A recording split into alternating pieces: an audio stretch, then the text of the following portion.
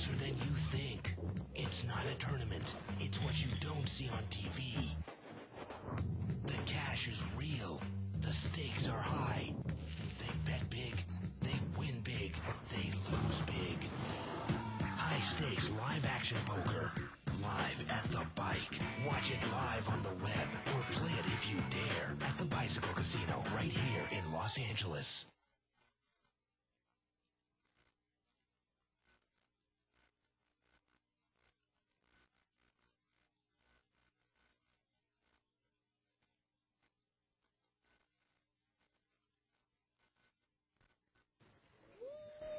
Hello everyone, welcome to Tuesday on Live at the Bike, brought to you by the Bicycle Casino in Los Angeles, California, the first and only webcast of real action cash game poker. My name is Bart Hansen.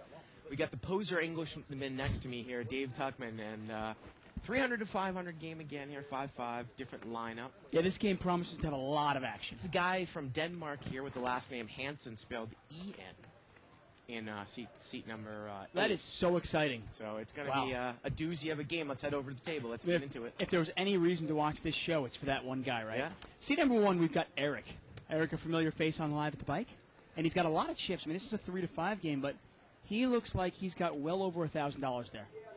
Seat number 2, we've got Kelsey. And Kelsey looks bored. Seat number 3, we've got Gus. And Gus actually, I saw he already went broke here, but earlier today I was playing with him in a 5-10 game, and he was fortunate enough to have pocket aces when I had pocket kings. Oh, cool. Lucky for me, he only had, oh, cool. Lucky for me, he only had $600. I mean, oh, cool that he made money. Yeah, great. Yeah. Seat number 4, we've got one of our favorites. We've got Cheryl. And Cheryl doesn't look like she has any money in front of her. Oh, there she is, okay. Seat number 5, we've got Art. Art's been on the show a couple of times as well. Seat number 6 is our new player. He's our Denmark boy. No, I don't think so. Yeah. Oh, okay. I was going to say. Yeah. Well, seat number 6, his name is. He's also new though. His name is Itai. Okay. And seat number 7 is Rashad. Not in his seat right now, but the same Rashad that played in last night's game. Pretty solid player. Yeah, he was in seat 7 last night. And there he is, Rashad, wearing the donut shirt. Seat number 8, we've got Jay, and that is Jay Hansen with the E. Yep. From Denmark. Straight out of Denmark. You know, I could never tell that he was European. Really? Yeah, never. And seat number 9, we've got Joe. We like to call him Cabby Joe because he runs a cab company. Cool. Pretty exciting game. We've got 5 blinds. Yellow chips are $5. Yep. Purple chips are $25. And if you see any white chips, they're $100 chips. 300 min, $500 maximum buy-in. Got to get into the first hand of the night here. Gus is going to raise it up here with pocket 9s in the cutoff, and Cheryl is going to mini re-raise here on the button with ace-queen offsuit. And Cabby Joe is going to call with 10-6 of hearts. Wow, to Cheryl's re-raise, and Gus calls. It's a creative way to play the hand, isn't it? I wonder how Gus is going to play this against Cheryl's re-raise. Well, king, queen, 7. Cheryl should probably bet and take this one down. She's got the ace of spades in her hand as well. Well, she's got position. That's one of the reasons why I like the re-raise there. Even if the flop doesn't hit her strong, it's really, really tough for Gus to continue with just 9s. She bets 100. Gus shows the 9s, and she's going to take it down. I mean, my question for you is, if the flop comes out 7 deuce deuce. Right, how does Gus continue on? How do you, exactly, you've got to re-raise from a pretty solid type player. As always, we like to keep this show interactive. You can email us at live@thebike.com. You can follow a live thread on 2plus2.com. Head over to 2plus2.com. Click on forums, televised poker. What? A new change here over on 2plus2. We're in a new spot? Well, it's the same link, and they haven't actually changed the complete link, but it is going to be called televised poker. And then they're splitting off into World Series of Poker talk as well, kind of a sub-split. I mean, it used to be a World Poker Tour and other events, and I guess since the World Poker Tour isn't what it used to be. Well, they don't even have like an official World Poker Tour thread that goes on the nights because no one really watches it, right? Well, it's just one of many TV shows, and I don't even think it's the best one out there right now. Button here moves to seat 5. And Kelsey's going to come in for a raise here to 35 with 7-4 clubs. Gus has got pocket 9s again. Let's see how he's going to play it this time. He's going to... Yeah, he's going to... Is that a smooth call? I think it is. Yeah, it's smooth call. Art's out there with Jack 6. Doesn't really look like... I'm sure... Yeah, Ite... Is he going to play here? Ace, Jack offsuit. Trouble hand out of position. Easily dominated hand. Ite. And I saw Mike Massaw fold this hand on High Stakes Poker last night, and he made it look like it was a huge deal. But Ace-Jack offsuit in a cash game only really going to make you broke. And Cabbie Joe calls with 8 and 9 of diamonds. Of course, the hand that Nassau folded, the flop became Jack, Jack 5. So, of course, he blows up. Here we go. Queen 5 deuce, couple clubs. Well, if you're going to raise with 7-4 clubs, well, what better of a flop do you want? Yeah, he kind of has backdoor straight draw possibilities as well. And I don't think anybody can continue here. I really don't. Yeah, he bets 100. By Gus just calling there, he's probably playing it just to kind of hit a set. And I'm sure that ace, jack, and 8, 9 of diamonds is going to be out of the hand. Kelsey is actually one of the most successful players we have on this show. It's funny, he's taken up a couple of times. He's taken a shot at the big game. I remember he played in our whale game, the 25-50 game. And if anybody remembers that show, he actually lost a huge pot to Frank Mariani, right, co-owner of the Lakers. Yeah, we got on him because he actually misplayed that hand. Yeah. Queen 10, I remember the hand. But he didn't do really well in the big game. But this game, which is kind of, I kind of think it's like the bread and butter here in the sense that it's a 5-5 blind game, but it's the first game that you can really make some good money in. Right. And he kills it on a weekly basis. Button moves over here to seat 6. So Dave, you're all stoked up after the big England draw. You know, it's not necessarily the draw. It's more of the way they played. I mean, they completely dominated the first half. Of course, they always got to let that last goal in because they haven't beaten Sweden, what, 30 years now? I mean, if you look at it as a whole, England got through the first round. Wayne Rooney played. None of their significant players were injured. Art's going to raise here with Jack 9 of spades. Is going to take it down. And they're the #1 seed coming out of their group. So they get to play Ecuador instead of Germany. Obviously, that's a very big deal. Right, if they had somehow lost to Sweden today, they would have come out as the #2 seed and played Germany. In Germany, that's a tough game. Now they get to play Ecuador. They should be able to beat Ecuador on Sunday, which would put them right into the quarterfinals. And that's another week for Rooney to get even more healthy. I mean, their team, I know you watched it. I thought they looked really good for the first, say, 50 minutes of the game. Oh, yeah. Kind of fell asleep for about 20 minutes in there, but they were dominating Sweden. You fell asleep for 20 minutes in there? Well, they were. I was actually wide awake. Putt moves over here to seat 7. I don't know, sometimes with those morning games. You know, it was funny. I was thinking about... I fell asleep at the end of the England-Paraguay game. Well, that's a game you could definitely fall asleep in, yes. But England played, I really thought England looked good today. I think you have to admit that. Yeah, absolutely. Yeah. Absolutely dominating. You know, it's funny. Would you rather... I'll get to this thought in a second. It's a win-win. Little raise here by seat 6. He's going to make it 25 to go with Queen 6 offsuit. And check it out. Itai puts his money in there. Kind of a little WPT move here. Raises it with kind of a garbage hand in the cutoff seat. And then immediately, the shades come on. Well, Eric calls speculative ace-jack offsuit. And Eric is usually playing in a bigger game when it's not live at the bike. Now, he hits the ace, but of course, how aggressively can he play it? Looks like he's going to lead out, but if he gets raised I actually like this bet. Now, we talk about sometimes with ace-king, you want to check raise. Right. But with ace-jack, I don't really want to put that much money in. And look at this. And Itai raises. He mini raises to 100. And Eric is going to immediately call. Well, that's what I was going to say. If he gets raised here, what is he going to do? It's not a draw-heavy board. The turn is an 8. Well, Itai's picked up a draw now. And now he's going to push. He pushes again and gets checked, and he bets 200. This is the problem with ace-jack. Is Eric really going to go to war with this hand? He let out, Dave, like you said, got raised, called. Now this guy's bet again on the turn. Okay. Does Itai have a little bit too much WPT in him or what? He has basically made up his mind before the flop that I am bluffing with this hand come hell and high water. Yeah. I mean, this is... He has raised pre-flop with Queen 6. The flop completely misses him. Your opponent bets into you. You raise him. He then calls. Now you check. I mean, he's got nothing. Sometimes, you might check there because of the draw, but you know what? If you're Eric here, I mean, you probably would lay the hand down. Ace-jack, only really going to get you broke in a cash game unless you're in a situation like this where the guy is just bluffing at you here. No, I think it's an easy laydown. I really do. I mean, it's ace-7-4 flop. You've got to put Eric on like ace-king or ace-queen. Yeah. And the river was a jack. Well, of course, that would have made Eric, I'm sure, stick around. I mean, at that point, the way that hand played out, unless that guy has a set, you almost are willing to bet all in on the river if you call the turn. Well, and of course, he doesn't have any more money. He's got 100 left at this point. I don't mind the laydown by Eric at all. I really don't, because you got to start thinking about what is this guy playing. The flop's ace-7-4 rainbow.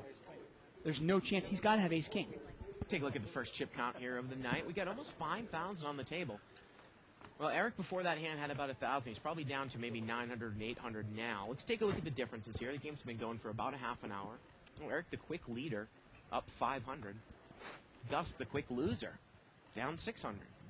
Well, Gus has been, as hot as Kelsey has been running on the show, is as cold as Gus has been on the show. 25. Got a little raise here by Rashad. He's going to make it 25 to go here in the cutoff with Queen 9 of spades. Looks like Cabby Joe's got pocket 8s here in the small blind. I'm sure he's going to call.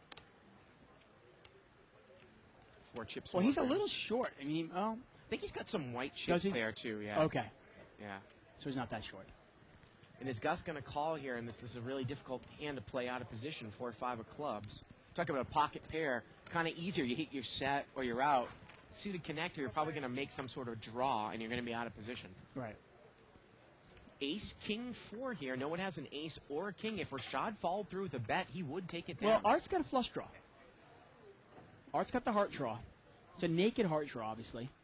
Definition, kind of a naked draw here. Yeah, this is, I mean, obviously, if somebody's got the ace or the king, he needs a heart and only a heart to win this. But Art's going to bet it, and I like the bet.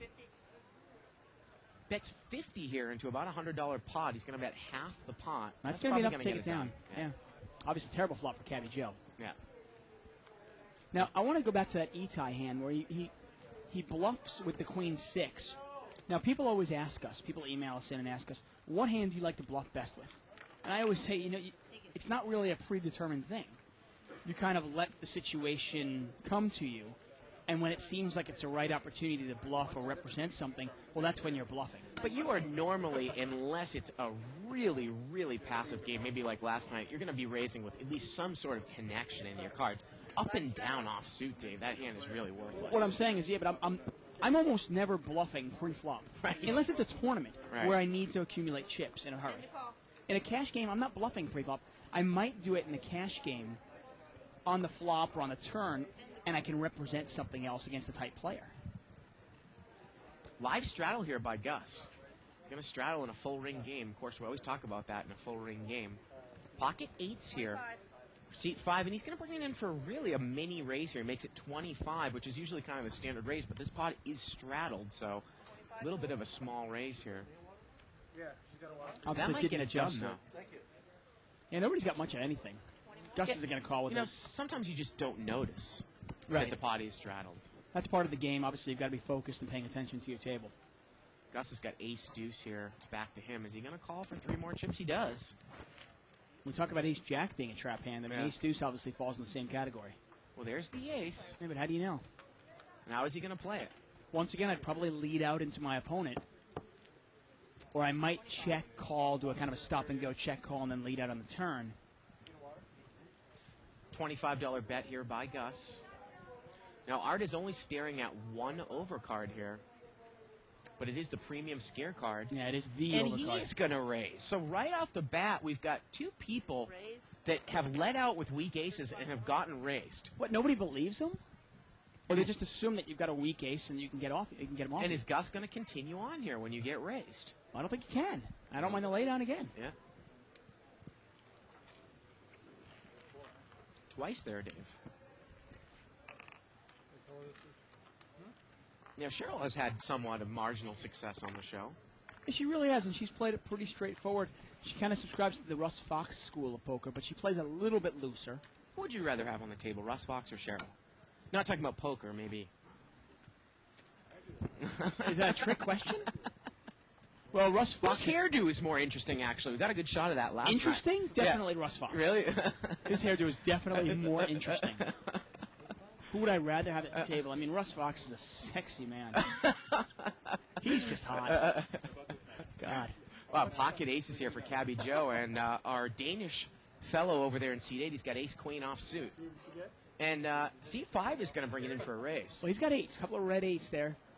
He's going to make it 30, and look how easily Jay folds the ace-queen offsuit like it's nothing. That is a dominated hand. It is kind of a trappish hand. Now, how do you play this? He's only got about $300, and he's going to raise it up. And is he really going to make it 130? Yeah, it looks like it. And again, you know, we talk about in this game, we always say when you get deeper and more advanced no limit, you always have to worry that someone actually might have a higher overpair than you. But in this game, it always runs straight forward. When's the last time we've ever seen somebody smooth call with an overpair? And he's going to call. Look at this, and Art is going to call with pocket eights. You know, it was amazing. I was actually going to say, I hate the raise by Cabby Joe. I just think he kind of priced out seat to 5. But what do I know? Art calls him anyway. Oh, and a set of 8s here for Art. And how is he going to play it? Well, you know what? Art paid for it. Yeah, he did. He certainly earned it. And I got to tell you, if you're Art, you're betting right into Cabby Joe. Well, he checks. Guy moves all in. Doesn't make any difference. And a call. Cabby Joe's going to need to get lucky here. He's going to need to hit an ace. Oh, how about quads now for Art? Cabby Joe is drawing dead. That's ugly. Oh, my gosh. Rivers is 6. Wow. Hey, you know what? You call a $100 raise pre-flop with pocket 8s. You deserve it. All the power to you, Art. And obviously, we talk about that is probably, you know, even though you lost that hand with aces, you're going to be winning money in that situation when somebody calls you when you only have about $250 left. You've made it 100 more, and they call you with pocket 8s. I don't know anybody, and I mean anybody, who gets away from pocket aces there. Not in this game. No way. Not with $300 left. Yeah. Not a chance. Once again, we're live at the bike. I'm David Tuckman here with Bart Hansen. We're watching No Limit Hold'em. Blinds are 5 and 5. And you can catch us every Monday through Friday from 7 to 10 Pacific time. Tomorrow night, we've got our whale game. 20-40 blinds, probably somewhere in the neighborhood of $75,000 on the table. Now look at this post here on 2+2 by Ethnosphere. It says, glad to see my friend Jay Hansen is on the show tonight in seat 8. Hopefully he doesn't play as tight as he usually does. Otherwise, we probably won't see him in any hand outside the blinds if he doesn't pick up aces, and maybe that's a reason why we saw that easy fold of the ace-queen offsuit. He limps in here with queen-jack suited in mid-position. And Eric is going to raise it up here with pocket 10s. Now, we've seen in this game, as you move up, it's really tough to beat the tougher games if you're just playing it tight and you're only playing the nuts. But in this game, you can win just peddling the nuts. And Jay easily folds the queen-jack suited. Post here from Whalecock on 2+2. It says, 7 minutes in and Dave is already kissing England's ass. I bet Dave has a secret hatred of Paul Revere. I could kind of see you as a red coat, like if we were about 230 years ago. Lobster back. Yeah, that's me. You got it. Wow. Now, I'm only curious. Would you rather the U.S. actually beat Ghana and somehow get into the second round? Or would you rather them not get in? Because obviously if they get in, they're probably going to lose, 6 or 7-0 to Brazil? Why do you say that? They played Brazil in the second round in '94, and they lost 1-0 in golden goal overtime.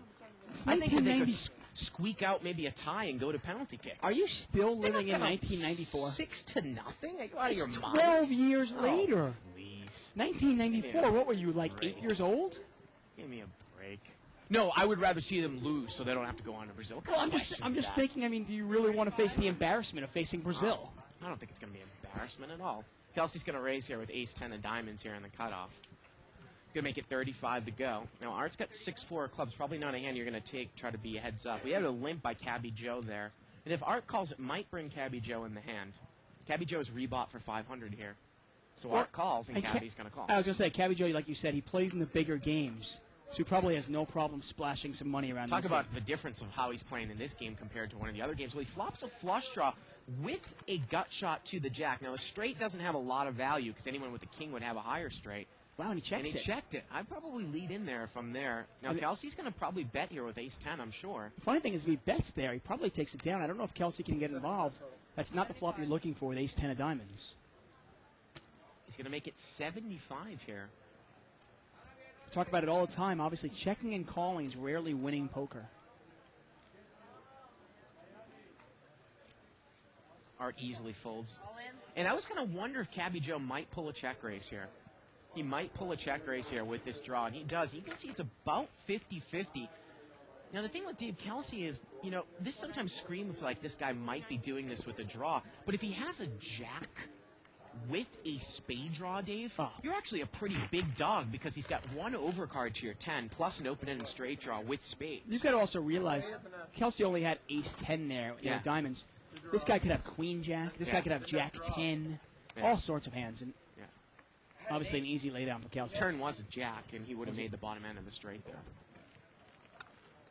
Again, you can email us at live@thebike.com. Still looking for hands for hand for blog in the subject.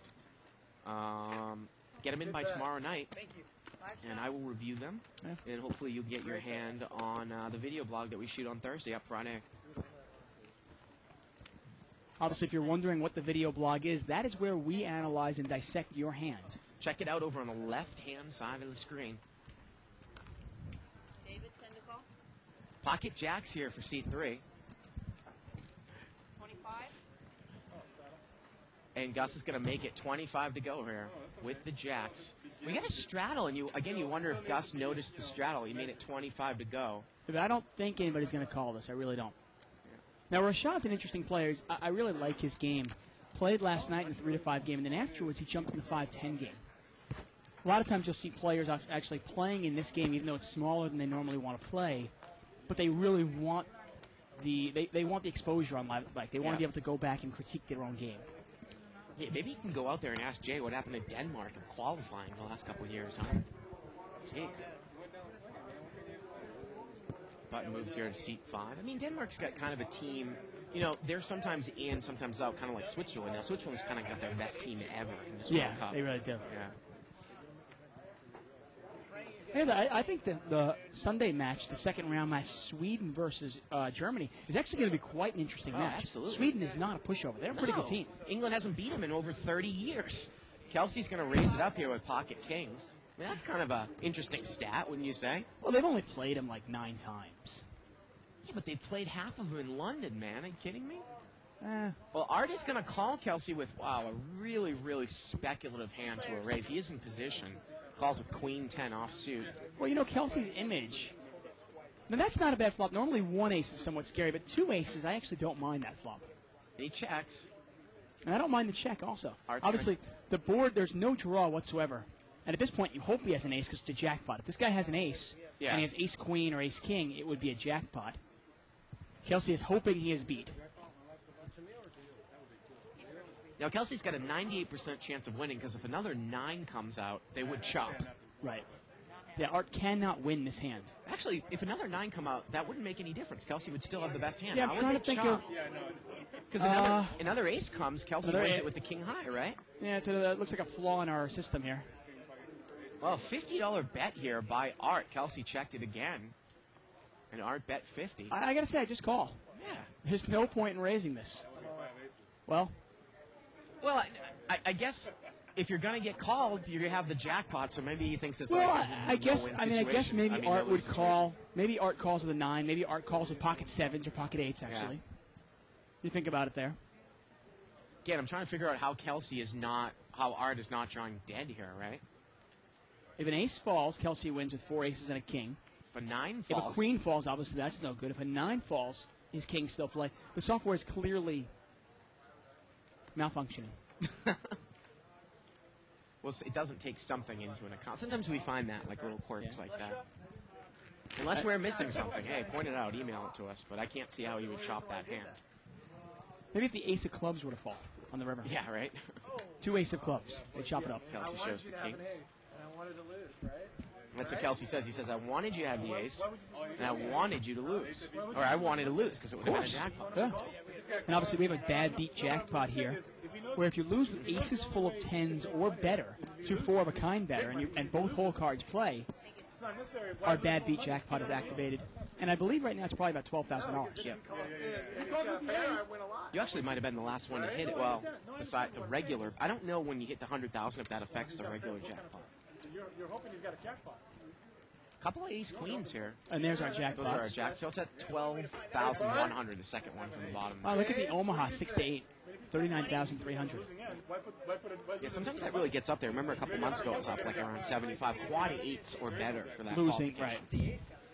Gus is going to bring it in for a raise here. Seat number 5 call. Very, very loose there by Art. Yeah, now Rashad is going to call with the same hand, but ace-queen offsuit. Tough hand to play out of position. Really is. 3 players. Wow, all diamonds. Nobody has a diamond. Really a pitiful flop for everyone here. Now, is Gus going to fire or is Art going to fire? Let's see what happens.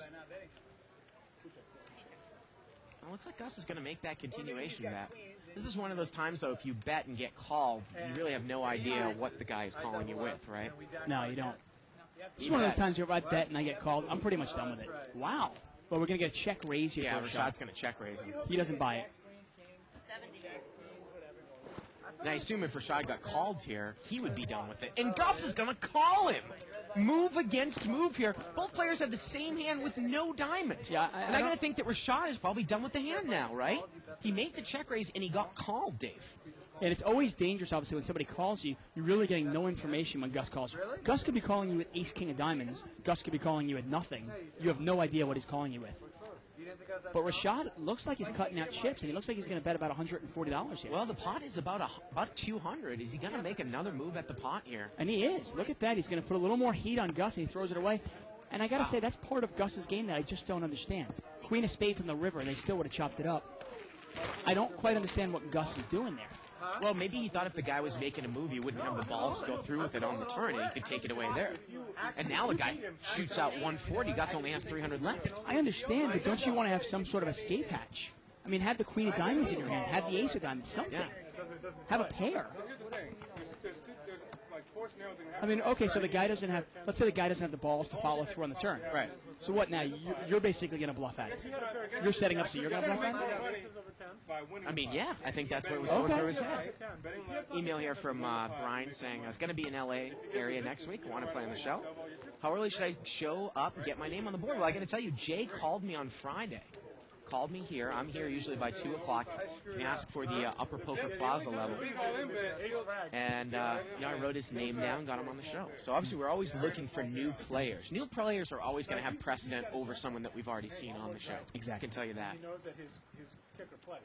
Unless, of course, you're sleeping with me. He's just going to call. Yeah, but she would be a new player anyways, though, right? She's never played on the show. When is she coming down? Oh, you're talking about my wife? Yeah. Oh, I wasn't talking about her. Oh, okay. Is she going to play on the show? I don't know. She's got like on this country dancing kick. On Thursday nights, though. No, right? no, that's when I dance with her. But she dances like 4 nights a week. Oh, really? She's on this dance kick now. I get home at night at like 1:30 in the morning. And she's like, "Let's dance." And I'm like, "Can't we go to Out bed?" in the streets of Burbank. Hey, let's go get over to this cul-de-sac here. No, we do it in our some moves. house. She's got like the iPod, like country mix going on or something. I'm like, "Oh God." No, it's a lot of fun. Limped around, eh?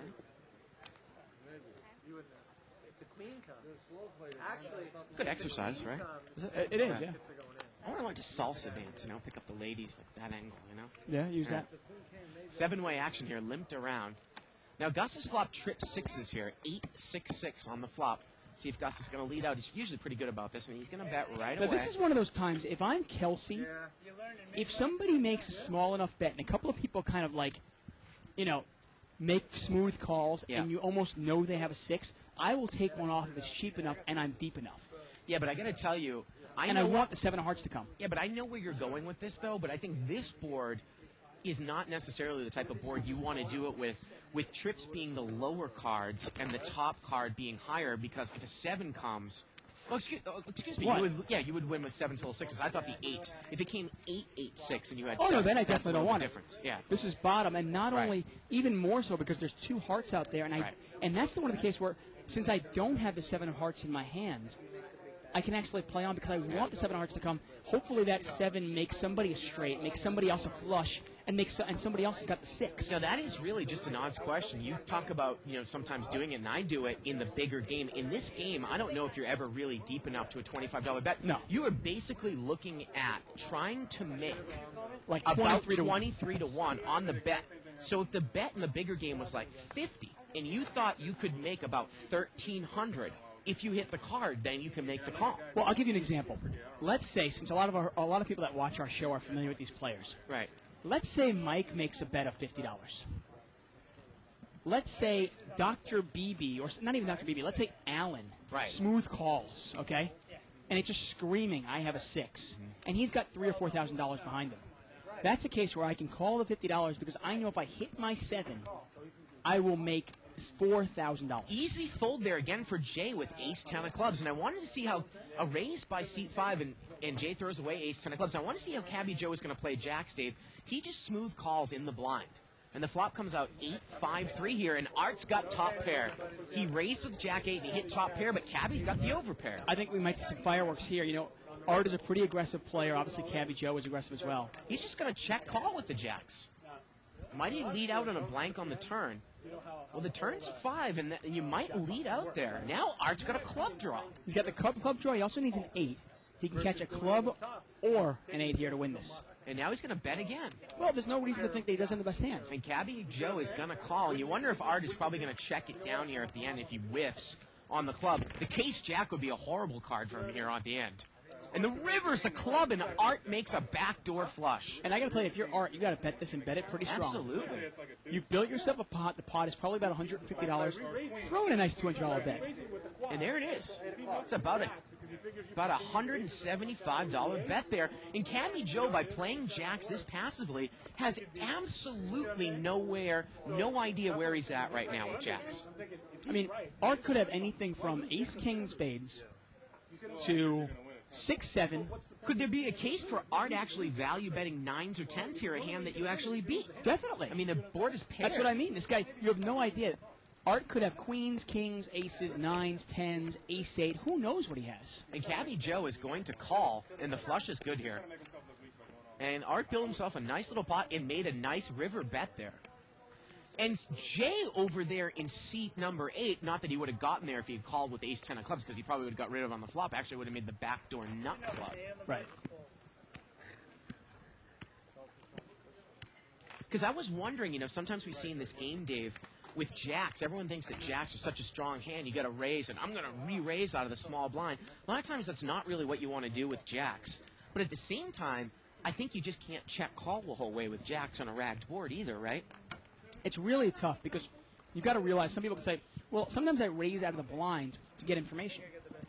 But how much information are you really going to get? Let's say somebody makes it $50, and you have jacks in the big blind, so you make it 120 to go.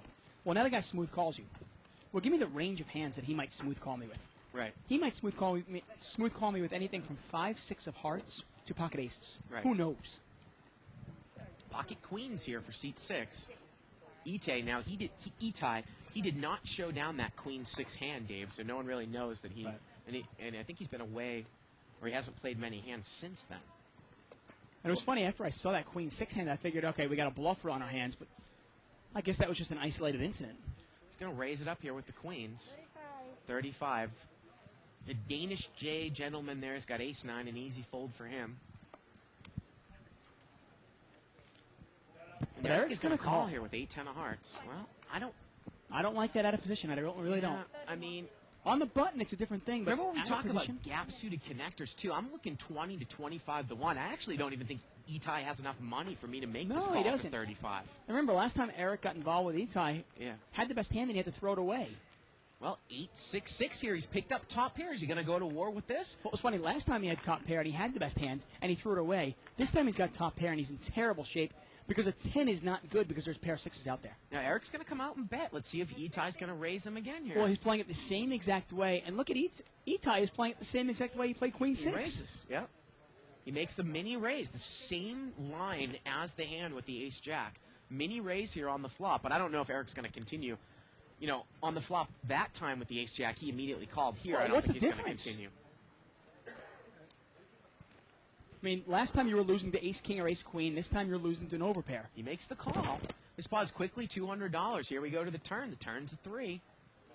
Eric checks, and Itai's going to move all in here. He's going to overbet the pot. Now I'm gonna Eric gets make away somebody from it. aware. Can we leave this flop on for 1 second? Notice how last time with the queen 6, anybody that was paying attention, last time Itai raised it, same exact way. Yeah. And I was trying to look for a difference between when he had the hand and when he didn't have the hand. When he didn't have the hand with queen 6, notice how he put $200 out there. He tried to intimidate his opponent by showing the chips. Thanks a lot, Ronnie. I appreciate that. Talk about that physical tell, Right. Now this time he just says, "I'm all in." Right. He's not trying to scare his opponent. He actually probably wants a call there. Well, I'll play a little devil's advocate with you, though. Go ahead. Before, he didn't really have that many chips. Now he had a bunch of chips as well. You know what I mean? Like, Okay. physically putting them in. Right. But it was funny. Last time he actually put 200 in, he kind of value bet there on the turn, and he put him in here. Here he actually had a lot more, and he didn't put him all in. I mean, he actually just said, "I'm all in." Little things I like to look for. Doesn't necessarily mean anything, but it could. Little raise here by Rashad. He's going to bring it in for 25 with 8-6 of diamonds, and it looks like we're going to see Jay enter the pot here. He's got pocket threes. Looks like he has just enough maybe to make this call. Yeah. And the only problem with making this call is you don't know if Rashad's got a real hand. If Rashad has aces and you hit your 3, yeah, you're going to make a lot of money. But in this case, what are the odds of you hitting a 3 and Rashad having a piece of it? And again, Art in there with a very speculative ace-deuce offsuit. Here we go to the flop, and there's the 3. But again, does he really have anybody to pay him off big here? Right. And you talk about it where... Well, Art's going to come out and lead out here with ace-deuce. How much was the raise? 25. Okay, so you're betting 25 there. I want to make it at least about 250 to make it worthwhile, right? Is he going to make 250 on this kind of pot? Well, and it looks like Jay here looked like he was going to raise. It's not really connected board. Trying to figure out how to do it. I would probably raise. Thinking my opponent has a 10, I don't want a queen or a king to come out and kill my action. It's going to make it 150 here, looks like. Raise it up right away.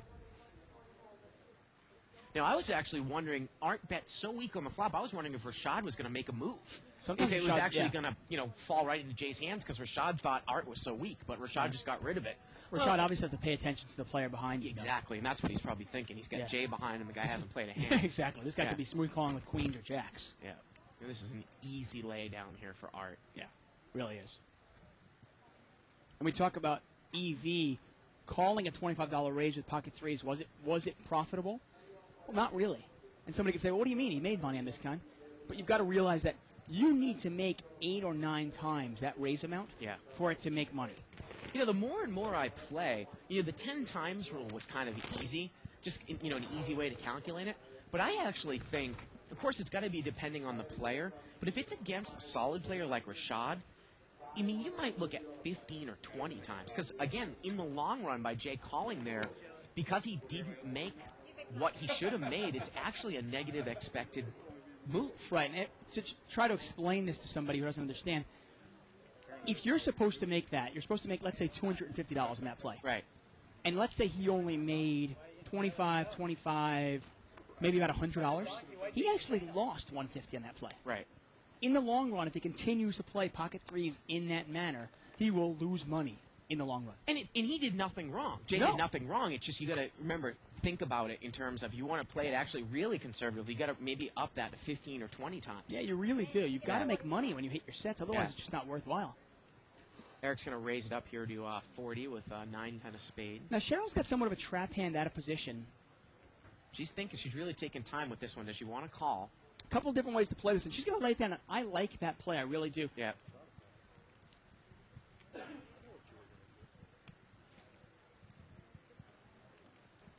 Now, Etai here, he is really dominated. Yeah. Got 7-8 of spades. And we see 2 8s are dead. He's going to call. Cabby Joe, that's probably going to bring him in with a couple of snowmen, pocket 8s. He makes the call. And this one might come out high Broadway, and if Eric continuations bets, he might be able to take it down here. Yeah, the odds of it hitting anybody are pretty slim. Well, what do I know? Case 8 and top 2 for Eric. Are you kidding me? Unbelievable. What did I say? And Etai is going to lead out with bottom pair in the bottom end of an open-ended straight draw. He's going to bet if Cabby Joe raises, how is Eric going to get away from it? He's got top 2. I don't know if he can in this game. I don't know if Cabby Joe is deep enough. Now, this is a case where I would really not slow play bottom set. 8, 9, 10 with 2 hearts here, Dave. It's a $60 bet here by Etai. What did I actually say? The odds of Yeah. this flop hitting anybody are pretty slim. And you know what? With Cabby Joe's stack size, I assume that Eric is going to probably push here if Cabby Joe raises. Oh, with top 2 pair, I think you have to. Yeah. I don't see how you get away from this. There's just too many hands that Cabby Joe could be making this move with. Jack 10, 8, 9. He's going to make it 180. He's coming over the top for 180 total. I remember he could also have big hearts. He could have ace. Ace Jack of hearts is obviously a monster where he's open-ended and he's got the flush draw. And Eric pushes, and that's what we probably thought the line in this hand was going to be. It's an easy laydown now for Etai. Yeah. He's got to realize that one of these players could easily have, or straight already, he could be drawing. Funny thing, look at Etai. He's actually got a better chance of winning the hand than Eric does because the 6 or the Jack would be good for him. Eric needs a 9 or a 10 here.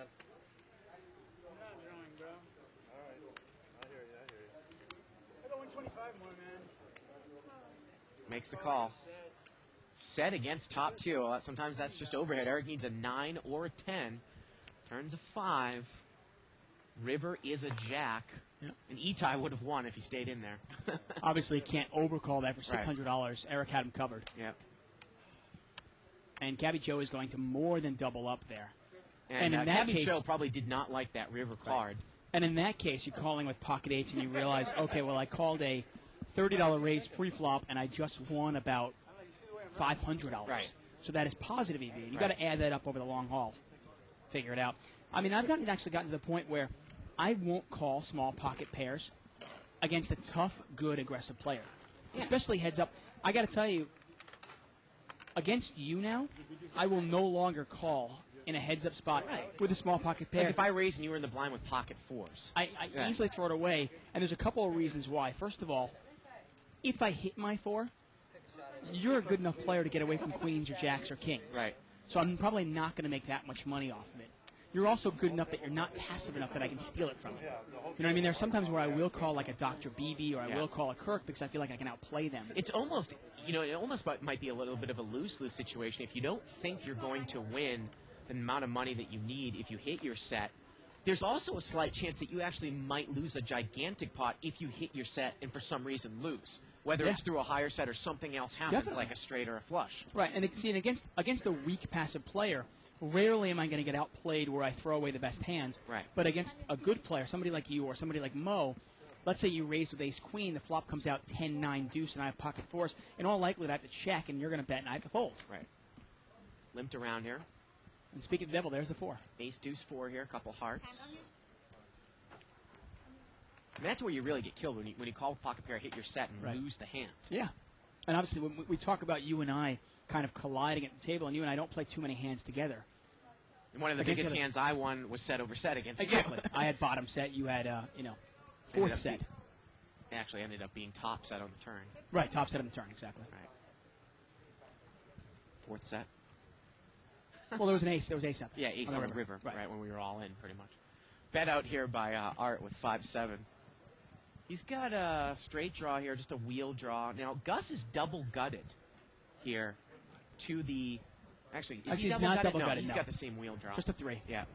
But if a 3 were to come... Gus would have had the higher one. Exactly. Yeah. And we talk about the value of that. In no-limit hold'em, those are really valuable gut shots. It's one of the only times I will go for a gut shot. Let's say it's multi-way with people that can't get away from hands. I will sometimes go for that kind of gut shot because I go, well, if this guy's got a 5, I'm going to nail him. Now, you're also looking to do that probably on a rainbow board as well. Definitely. Not with the 2 hearts. Button moves here to seat 5. Post here from Bugle Mountain. He said, hey, Bart and Dave, did you hear about the $465,000 hand played by Johnny Lawden and Freddie Deeb, supposedly, the other night? I did not hear No, about I didn't. that. More poker gossip I didn't know about. A lot of diamonds out there. We got ace deuce of diamonds in seat 5 for Art, and we've got king queen of diamonds in seat number 6 for Itai. Let's see how Art's going to play it, then let's see how Itai plays it, because Art might bring this one in for a raise. We've seen it. Yeah, he's going to raise. And it's not a terrible spot to raise. You see, you're raising more of your position than you are your hand. Makes it 35 to go here. Now it looks like Itai is going to make the call, and if diamonds come for him, he's in big trouble. Yeah. Now, obviously, his king and queen are live, but how does he know?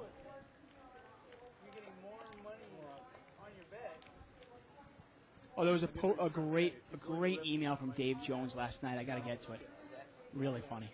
You mean after the show? It was right at the end of the show. We didn't get to it. Oh, okay. You didn't want to risk another. You didn't want to risk the extra 3. Right. That's all. That makes sense.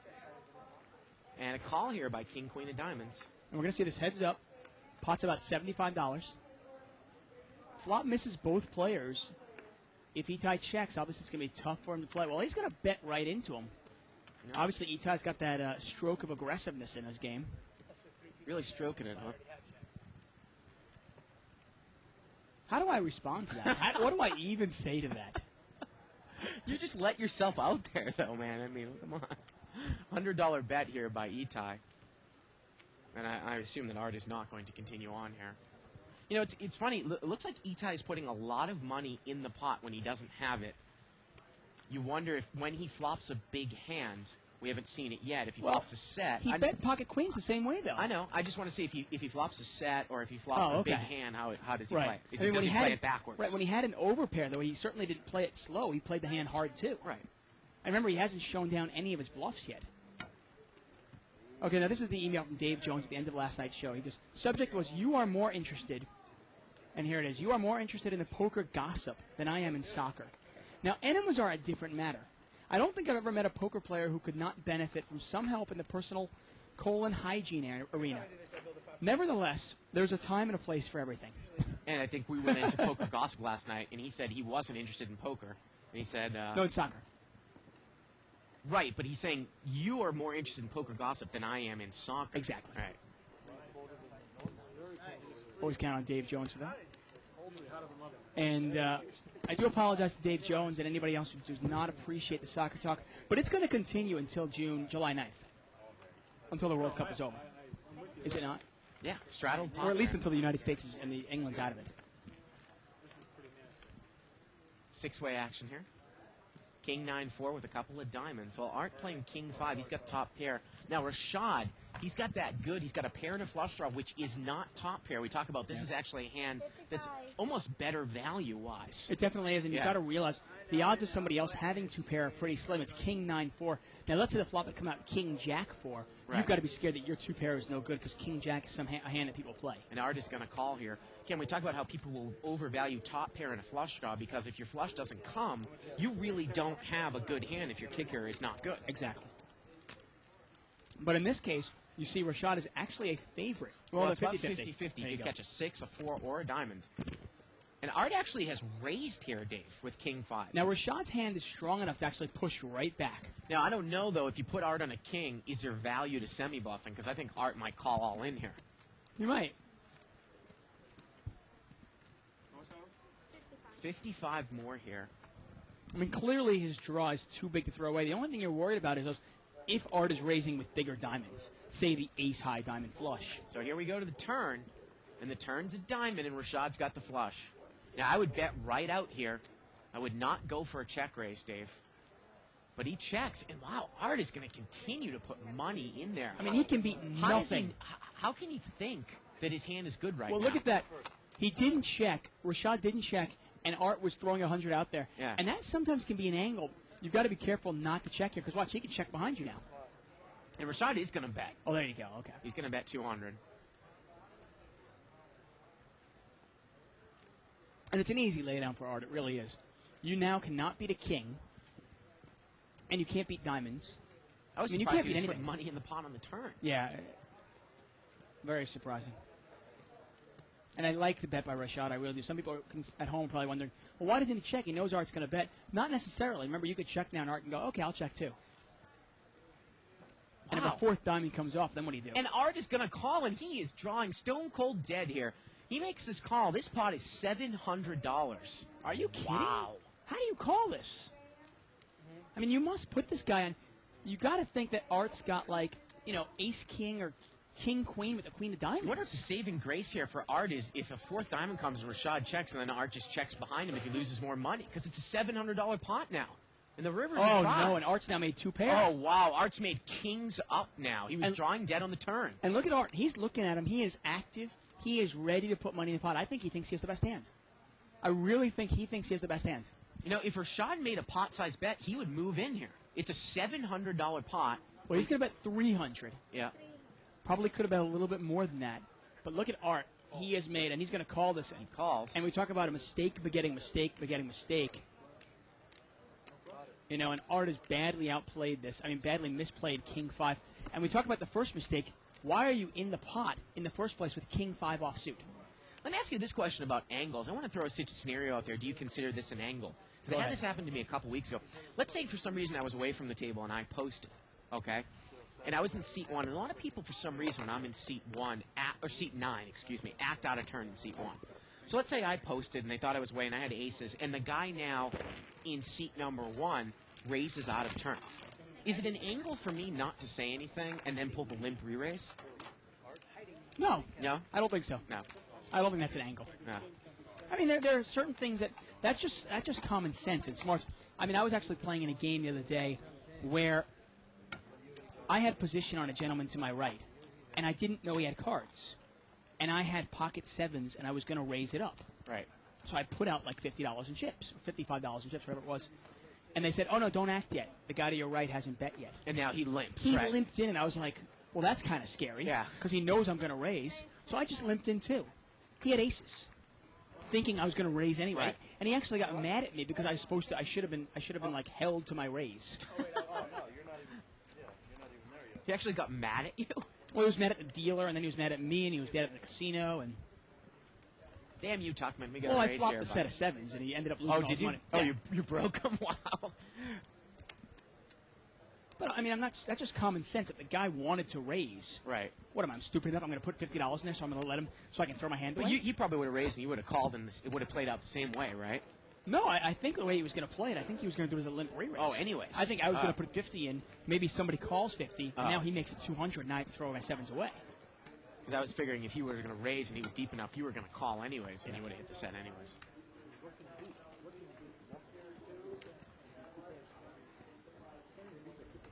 Button moves over here to seat 8 to J. I mean, you got to realize, obviously, I could have been set up there on an angle as well, because the guy could have had some hand like 5, 6 of hearts, and I wouldn't have raised, Right. and I would have let him see him flop as well. Ace King over here for Rashad in the cutoff in seat number 7. I get thrown off by those mind games all the time. And look at this. Seat 6 is going to raise with Queen 4. And let's see how. And again, he has not shown down this garbage, so you wonder if Rashad is just going to call here. Now, obviously, Itai's got. Queen? Itai obviously knows what he's doing in the sense that he's making these kind of bluff raises in position. You wonder if he shuts down now. He's raised it up Well- with Queen 4, and look at this. Rashad is going to come over the top of him. And it's a pretty easy laydown for Itai, isn't it? I mean, obviously, you're making a move. The only thing is, if I'm making a move with a hand, I want them to be a little more connected, 5-4 suited. Right. Pocket threes, I don't know, something. But Queen 4 off suit, I just don't understand why I'm putting money in the pot at all with that hand. Remember, it's not a tournament. There's no, there's no sense of urgency to accumulate chips. Now, it's funny that, you talk about when people email us say, do you have a favorite hand to raise with that doesn't, necessarily have any value? Now, Paul, the seasoned turkey of the show, he does it with deuce 4 as an offsuit.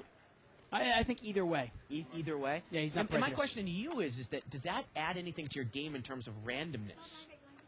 Like, will he raise in any position with that hand? I think so.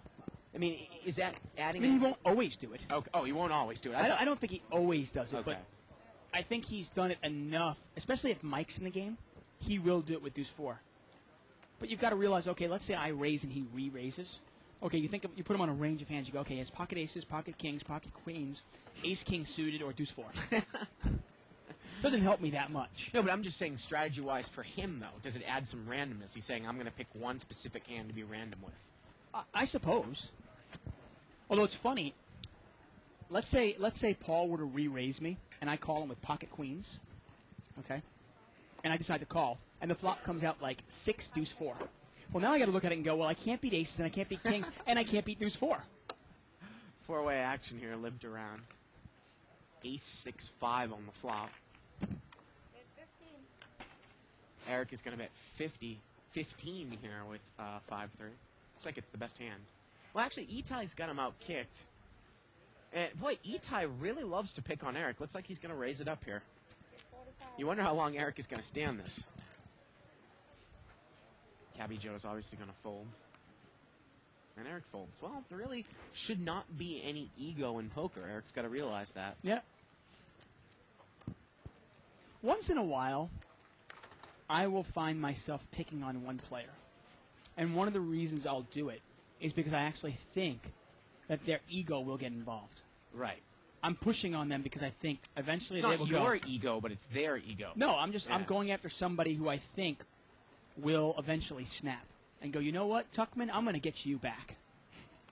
And that's the kind of guy I want. I want that. Pocket aces for Itai now. Wow, seat 6. Now, Jay's got King Jack suited. He's in position on Itai, and I almost assume that when Itai raises this, Jay will immediately throw away King Jack suited.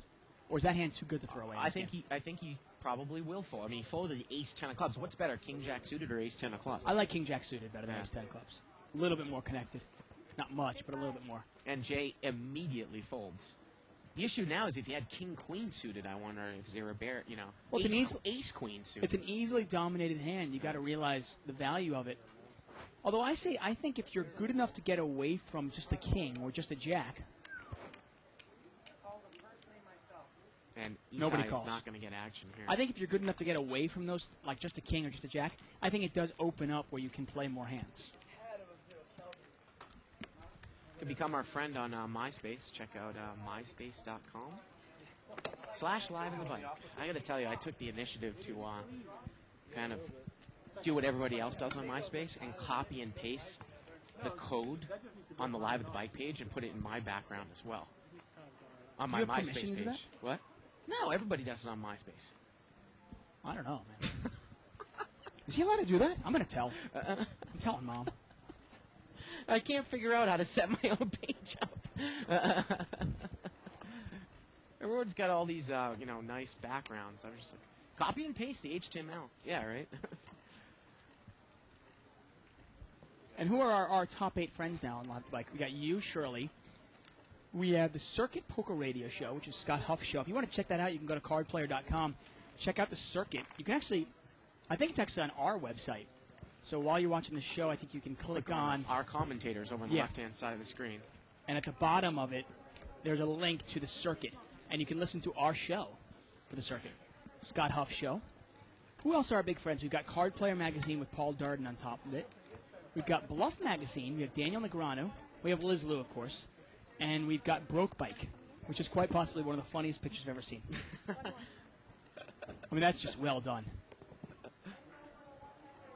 Putt moves over here to Cheryl. We haven't seen her play many hands in seat 4. That actually should be an ad. That should be an ad. Would be funny. I mean, we'd be the brunt of the joke, but I'd be willing to take it. Broke Bike ad? Literally, take it. Hey, take it. You know, got a raise here by Cappy Joe's got pocket 10s. Looks like he made it 35 to go here. Thank you, Ray. And I assume he is going to take it down here, and he does with pocket 10s. I mean, I wonder, would that violate some sort of copyright law? If we took that, the picture of Broke Bike. Anybody who doesn't know what we're talking about, go to myspace.com for a minute and just check out /live at the bike. /live at the bike, of course, and check out our 8th friend. Because it's just, I mean, it's really funny. Maybe somebody can take that picture and post it on the 2+2 thread. I think they've already done it. Have they? Okay. I mean, that's just funny. Really well done. You realize your chips are going in that pot no matter what, right? Yeah, of course. So it's better that you put them in the other Button moves here to seat 5. No. Absolutely. How about that? Ace 9 of diamonds here for Art. every draw in the universe for it. I assume he's going to bring this one in for a little raise. No, he just limps. He brought Ace Deuce in before for a raise. This time he just limps. You wonder if you think he's slow playing a big hand. Same action. You know what I mean? Here we go to the flop. Top two and bottom set are like this. 8-4-6 here. Well, Itai's got a pair, and he's going to lead out. And Itai's aggressive style here. He bets 10. Seems to be serving him well. And Art is just going to take one off here, Dave. No real backdoor draw. Turns a 4. I think if you're Itai, you continue betting this. You got to think you're the best hand here. Now you can bet a real amount. That's 15 now.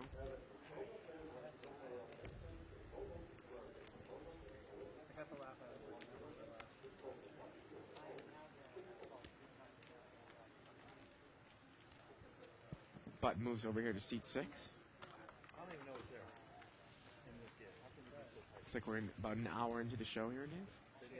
And apparently it's cold out there tonight. You know, it's funny. One night it's either like 102 degrees. Tonight it's too cold. Yeah. Give him some chips. It's about 120 degrees in here, though, isn't it? Well, always. Always. I can't even believe you're wearing like a coat. Actually, it actually is kind of comfortable in here right now, I have to say. This is not a coat.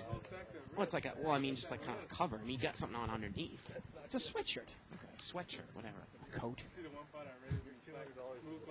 Ace 10 here for Dave Kelsey. I haven't heard from him in a while. He's going to bring this in for a raise. 35. Makes it 35 to go. That kind of seems like it's the standard. Well, Art gets away from King 9 offsuit there in seat 5. Good laydown. Yeah. And David's going to take it down here. Again, the yellow chips are $5 chips. Blues are 1s. Playing $300 min, $500 max with 5-5 blinds. Really like this game because in a lot of other casinos, they'll have a 500 max game, Dave. But the blinds will be 510, Yeah. which, of course, makes a huge difference. Well, think about it. You have 50 times the big blinds. If the blind's already 510, let's say your opening raise is $40 or $50.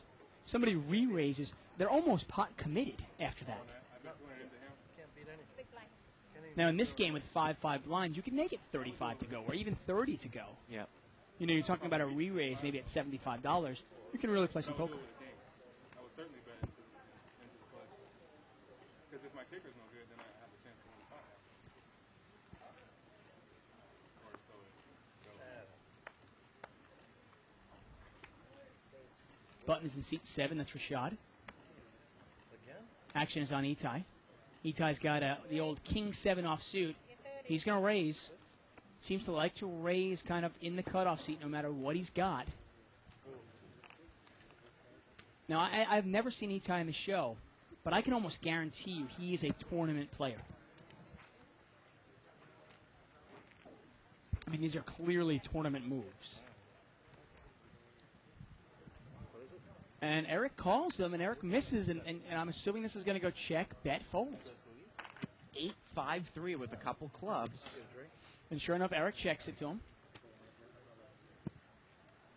You know, and it's funny. You wonder if Itai has just picked Eric as, this is my target. Every time he's in the big blind, I'm in the cutoff seat. I'm going to raise it up, and he's going to be like my little personal ATM machine. We saw it one time in our whale game. Gore against Frank Mariani. Exactly. You took the words out of my mouth. Yeah. Literally, Frank would limp in. Right. Gore would raise. Everybody else would fold. Frank would call. The flop would come. Frank would check. Gore would bet, and Gore would take it down. Right. I mean, it was almost like clockwork. Yeah. And it was funny. Gore didn't win a big hand all night, but he won like $6,000, just 300 at a time, bleeding. You know, bleeding Frank Mariani, and that's what Itai's doing against Eric here. How do you combat against somebody like that if you're Eric in that spot? You know, if you feel like this guy's picking on you, does you feel like this guy's attacking your blind every time around? What do you do? Pocket kings now for Eric. Well, I bet he wants his blind attack now. Open limp here by seat 5, and is Itai got deuces? No, he does not raise. He limps. Well, that's a kind of hand that he really wants to see a flop with. Yeah. And Eric is going to raise it up. Now, this is the question. He Yeah, makes it $30. You can easily call here with deuces. Exactly. I really think you can, especially a raise out of the blind. Oftentimes that shows a lot of strength. Now, I'm not necessarily picking on Eric to win a big hand with. I think he can get away from overpairs, but the raise is so little that he is getting like 20 times here with deuces. Wow! You know, you wonder, you know, when I see people, you know, I saw some guy do that at the 5-10 game. It was that kind of strange-looking guy that always, you know, not that this is going to help the audience, but that strange-looking guy, Dave, that always check raises and never bets his hand in the 5-10 game with, like, the kind of crooked teeth, Asian gentleman. Oh, yeah, I know you're talking about now. Do you really? No, I mean, I do. you do. It was a guy I actually made a move on him because he... Right. He was like 2,000 deep, and a guy raised who had been kind of crazy to 50 under the gun. There were 3 callers, and he folded, and the flop came ace-3-5. And he was all pissed because he folded pocket 3s, and the guy had ace-king, the real crazy guy. He would have had his whole stack, and I'm like, you know, I just start to wonder, and I'm like, do you understand the game? Well, that's the thing. I mean, a lot of players do not understand the game. You can't take for granted they do. They don't understand what kind of hands win big pots in no limit hold'em. People that watch our show, I think, have a firm grasp on that because they see it day in and day out. They see the kind of hands that are winning big pots. Eric's got ace-king here. And on the button, that's a clear raise. And I love raising on the button. I really do when you've got a real hand because people are always thinking you're stealing. Yeah. Just because you did that. I haven't even looked. Gus is not going to call, is he? No, he's not going to call. Wow. Is he going to get involved with the king here? If it Talk comes about up? a leak in Gus's game. I mean, I just don't understand it. And Oh, look at that! Are you kidding me? Look at that! That little $15 little call is going to cost him the rest of his stack. Yep. Oh, it goes check, check. Well, Eric, you can't slow play this to the point. Now there's 3 diamonds, and he's just going to smooth call. In the river's a 4th diamond. Are you kidding? Yeah. A la Russ against Barbecue John. Oh, you got to be kidding me. How does he not get Gus's stack? Oh, I mean, I like Eric, and I don't know if he was just going easy on Gus. You've got to be Who cares if kidding you me. like him? I like him too. Oh, that might man. have been the worst played hand We've from ever had. start to finish. Yeah. By both players, and both players are pretty good poker players. Yeah. I mean, that was horrendous. Wow. Oh my God. Let's take a look at another Yeah, chip count. 52.50 on the table. Wow. Rashad's got the table covered with 16.50. Wow, he's got a lot of money on this table. Caddy Joe with 1,000 now. Etai with 600. Art with only 200. Let's see how they're doing. I assume Rashad is our big winner, and he is up over $1,000 already. That should have Wow. went bet, probably check raise, or maybe a bet all in on the turn. That's unbelievable. No, yeah, it clearly should have gone check by Gus. Then you get a bet with the ace-king. Yeah. Then you get a raise from Gus. Then you re-raise him, and all the money goes in. And then we're sitting here berating Gus because of his bad call cost him $300. Wow. But instead his bad call cost him, what, 25? Unbelievable. And some people say, they go, oh, come on, I can call him with King Deuce. What's the worst thing that'll happen? If I don't hit a monster, I'll throw it away. Right. Well, there you go. That's the worst thing that could happen. Raise here by Art with King Jack of diamonds. I can't believe that. And I mean, Eric Gus called makes a with 8, 9 of terrible hearts. call pre-flop, and Eric just lets him off the hook. These guys, I think, kind of played soft against each other, Eric and Art. King High is going to win this one. That is unbelievable.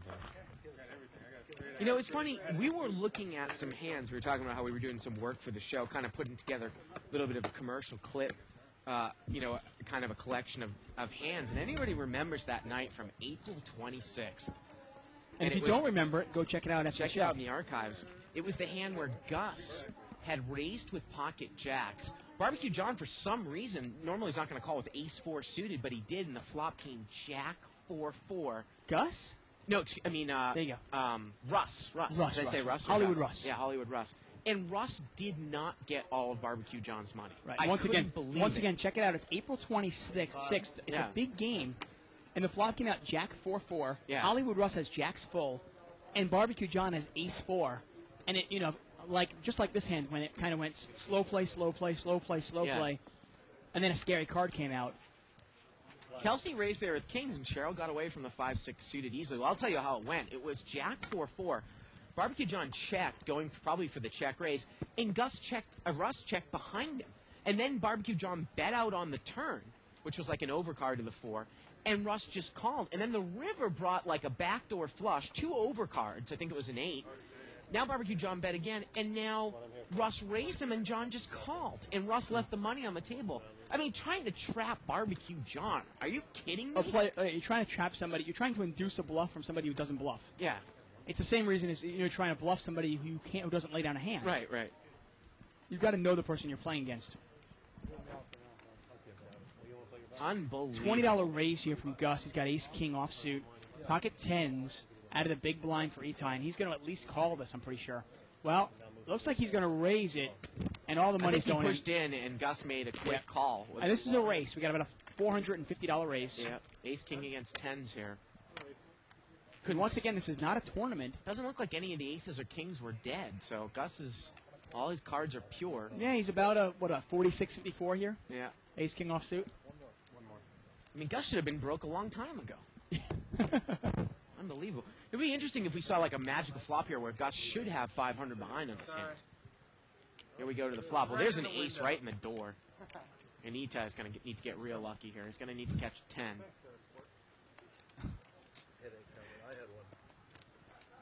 Oh, it's a 10, and Gus goes broke. Yeah, oh, obviously wow. it looks like a bad beat, but all the money is Yeah. in pre-flop. Etai is still the Oh, he's obviously the favorite pre-flop. Hey, I assume if those guys were both deep, Etai's going to get off that hand at some oh, point. of course. Look at the flop. It's ace-7 deuce, couple of diamonds out, and then a jack comes off. Right. You're certainly not going to get involved. Wow. You know, it's funny, when you start talking about a hand, some people can make the argument, they go, wait a second, though. By slow playing, sometimes I get somebody to induce, sometimes I get to induce a bluff, and I get an extra $75 out of it. And what I want you to do at home, think about this. Add up all the times that you slow play, where you make an extra $40, and an extra $30, and an extra $60, and an extra $30, and then you think of the one time where you left money on the table, and you think about it and you go, come close, it doesn't. Well, I mean, especially in the big games that we play in, oftentimes, okay, so I make 40, I make 40, I make 40, I make 40, but then I leave 1,400 on the table. Right. It just doesn't add up. I would rather play it hard almost every single time, play it slow very, very selectively. Wow, look at this. Dave Kelsey raises to 35 with ace-king, and Art re-raises with king-queen offsuit on the button. He's going to make it 75 to go here? And you know what? That's an easy call for Kelsey. I mean, it's only $90 all in. I believe he's all in, isn't he? Again, he's got 110 left, and Kelsey might just push it in now. Yeah, I think at this point you probably do. He does. You're getting about 1.5 to 1 on your money. And Art calls, and he is badly dominated, I believe. Yep. Real bad shape. And Art, obviously, he's pot committed himself here. Yeah. And we see Art, obviously, loses about, I want to say, about $600 with king-5 offsuit. And now he's got $200 in with a badly dominated king-queen. Real bad shape here for Art. Yeah, ace-king versus king-queen. Oh, wow. Oh, wow, there's the king-queen. Kelsey needs an ace here and an ace only. Unbelievable. Wow. Yeah. And Art's going to double through him. Yeah, and that's the kind of thing, you know, Kelsey's smiling about. I kind of give myself a pat on the back anytime I get my money in with the best of it. If I lose, I lose. Well, you kind of go like this, pat yourself on the back. I do. I stick my finger up my ass and I do the whole thing, okay? What do you want me to say? Jesus. No, but I was going to say, there are things that we can control and there are things that we can't control. You know what I mean? Once you get your money in with the best of it, you know, it's out of your hand. What are you going to do? Straddle. I mean, obviously you can bemoan your bad luck if you get a bad beat, but that doesn't help you. That doesn't solve anything. I mean, I guarantee you, if you think you're an unlucky person, if you consistently get your money in with the best of it, you will be a winner. Guaranteed. Live straddle here by seat number 9.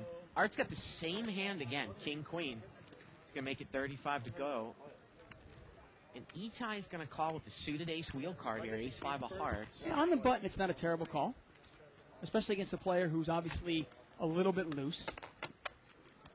Again, I really think you got to be awfully deep here. Remember, when you're on the button... And Cabbie Joe is going to call with 10-3 offsuit. You're not necessarily calling to hit your 2-pair. You're calling maybe you think you have the best hand. Or maybe you can get somebody off the hand. Now, look here. Nobody's got anything. And if they check to him, can Itai just take it away? Well, let's see what Art's going to do here with king-queen.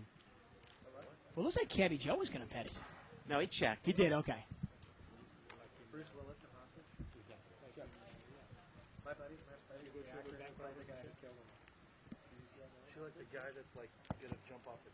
And it gets checked around here. So Itai does not use that position. The well, turn now 10. Art has made it straight. He's got the nuts here. He also has the queen of spades. He's got an open-ended straight flush draw. And he cannot lose the pot. Now, I'm not sure if Art calls him or not, but if Itai bets the flop, does he take it down? Right. Who knows? That might have been part of the reason why he called. 75. $75 bet here by Art. And that's going to get it done. Well, Cabbie Joe picked up a 10 here on the turn. Yeah, but that's obviously not the hand he's looking for. Yeah. I don't know what he really is looking for with 10-3 offsuit. Yeah, I mean, I'm not looking to play ace-5 of hearts ever, really. But if I'm going to play it on the button against some players that are a little predictable, I don't mind that play. I really don't. You know, Dave, a little bit of television gossip. Of course, Ed Miller, who was the author of that book, Small Stakes Hold'em. Yeah. The red book. Right. With the cover. He's actually on Queer Eye for a Straight Guy tonight. I'm T-bowing it at home. Are you familiar with the show on Bravo? Really? Yeah. What's he doing on the show? He's, you know, kind of getting like a makeover from the Fab Five. Are you kidding? Really? No. Yeah, really. That's hysterical. Yeah. Is he giving him like poker tips while they? Yeah, I think he's giving. There was something to do with some poker that he gave tips to one of the guys. And then he puts a guy like on a charity tournament or something like that. Okay, that's kind of cool. One of the Fab. Gus raises up to 25 with pocket 9s. Rashad's got to call this, I think, with pocket 6s, and he does. That's probably, well, no, Jay's not going to get involved. Jay had Jack 10 of spades, but decided not to call out of position. Now, I got to tell you, I don't think a lot of the players at the table are paying attention, but is there any way you would give Jay any action? Probably not. Yeah, I mean, he could breathe in the Oh, look at this. Rashad is flop. Bottom's full here. Bottom's full. He's on the button, too. Yeah, not and a bad flop for nines. No, it's not at all. Wow. Nice checks. And Rashad is going to bet. And that's a great bet. Yeah. And I can't believe it's just going to fold.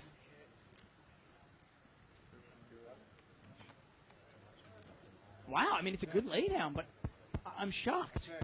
You just check and fold? You just assume the guy has a king?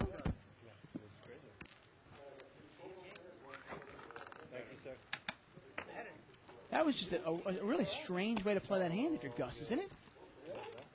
Flop comes out king, king, 6. You're the pre-flop raiser, and you just check and fold. I mean, I tell you, if a player is going to give me that much respect, I'm going to start calling him on the button with hands like ace-5 of hearts.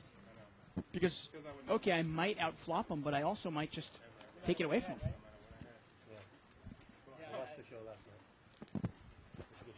Brian, of course, in the box. Take your card, sir. Rashad's got pocket nines here. 40 no flops. Talking about, of course, last night, the 40 no flops that we had.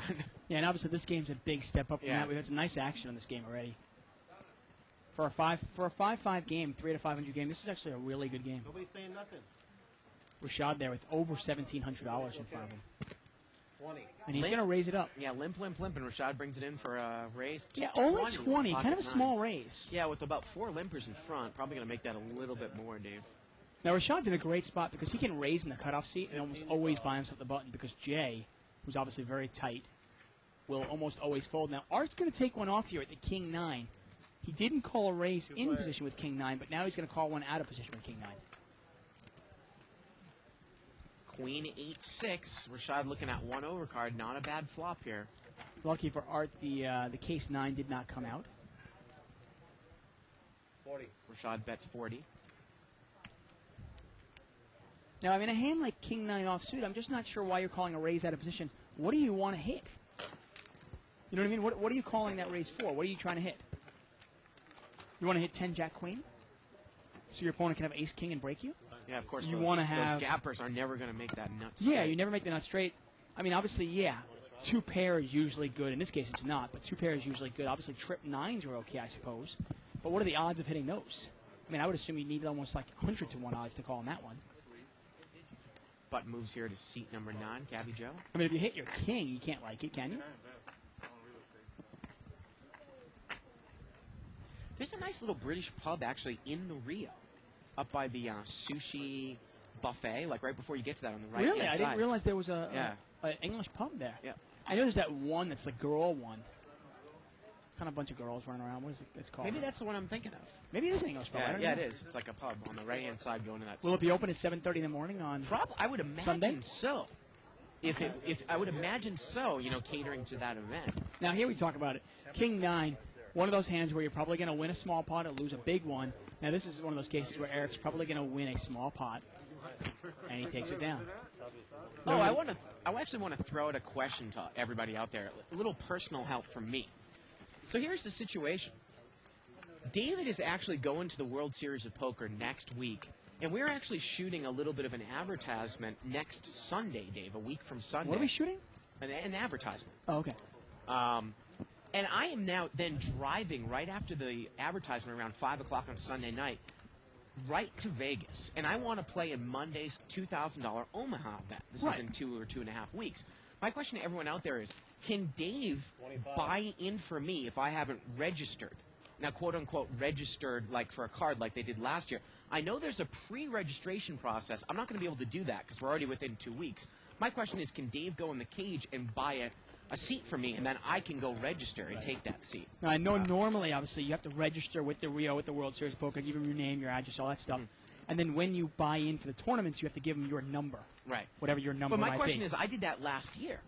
Yeah. Might that still be on file? Is it good all the time? Yeah, I mean, I'd love to hear what everybody else has to say. I had to register for 2004, and then I had to register last year. Right, again. but didn't they do it kind of differently in 2000? Actually, was there in 2004? Was it the same computerized thing? It was. Okay. It was. Harris had already bought them. It still was at Binion's, Yeah. but Harris had already bought it. Yeah, my question is is Dave going to be able to buy in for me if I haven't been in town yet the week before for that event? Now, you said there probably isn't going to be a line on Sunday night, but I'd rather just go to the place I'm staying and not deal with it late Sunday night. Well, according to... Where's our latest card player magazine?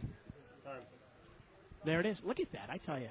Our crew is so awesome. According to the new WSOP Commissioner Jeffrey Pollock in the latest card player magazine, they said they fixed a bunch of things in this World Series, and I'm going to go through it right after this hand. Raised here by Cabby Joe with 9 deuce of hearts. Now, is Itai going to call out of position with ace-3 of diamonds here? See, heads up, I'm not going to call this out of position, and he's not either, and I don't mind the laydown. Yeah. Just as I don't mind the call in position, I don't mind the laydown out of position. Now, according to Jeffrey Pollock, most players that went to the World Series last year, there were a couple of major problems with the World Series last year. First of all, because of the unprecedented numbers that showed up for the World Series, it often took an hour to actually sit in line and buy your way into the tournament, which can get very frustrating. I know some people actually got to the tournament at, say, 11 in the morning and couldn't sit down until 1, which can be really frustrating. There also were not enough bathrooms. So during that quick 15-minute break, you would run to the bathroom and then run back. Yeah, there weren't staggered bathroom breaks. Right. Everybody would go at the same time. And not enough bathrooms. Yeah. There was like 2. Yeah. Unless you wanted to go to the other side of the casino, of course. And I'll get to the other problems in a second. Raise here, pocket 8s. And look how easily Jay folds ace-jack suited to Rashad's early position raise. Now, Gus is going to call with queen-7 of diamonds. Yeah, we're going to see this. Well, let's see what... And Rashad's going to come in now with ace-4 off. Actually, Itai. Itai, yeah. Yeah, Rashad was actually raised with the 8s. Well, queen-6 jack here would have been a nice flop for Jay. Well, Gus has got top pair, but... Well, it's got position. I just don't understand why you're calling a raise with queen-7 suited. Ever. Once again, it's not a tournament. There's no urgency to win chips. He bets 35 here. It's not like the blinds are escalating. Like I said, Jay, man, he is playing really tight.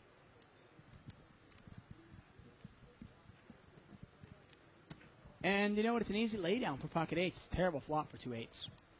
Now I'm going to go. And the third problem they were talking about, the food available right near the World Series kind of sucked. The pizza was terrible. It was overpriced, and the food just wasn't very good. Yeah. So apparently Jeffrey Pollock, the new WSOP commissioner, has fixed all these things. He has promised that the lines to buy into the tournaments... I'll believe it when I see it, Dave, because I got to tell you, that was my first smack in the face. I went in the morning of the casino employees event. I was in line. And, of course, the other kind of smack in the face is I see you walk by. You actually had the white feeder on. I'm like, Dave, and you just ignore me.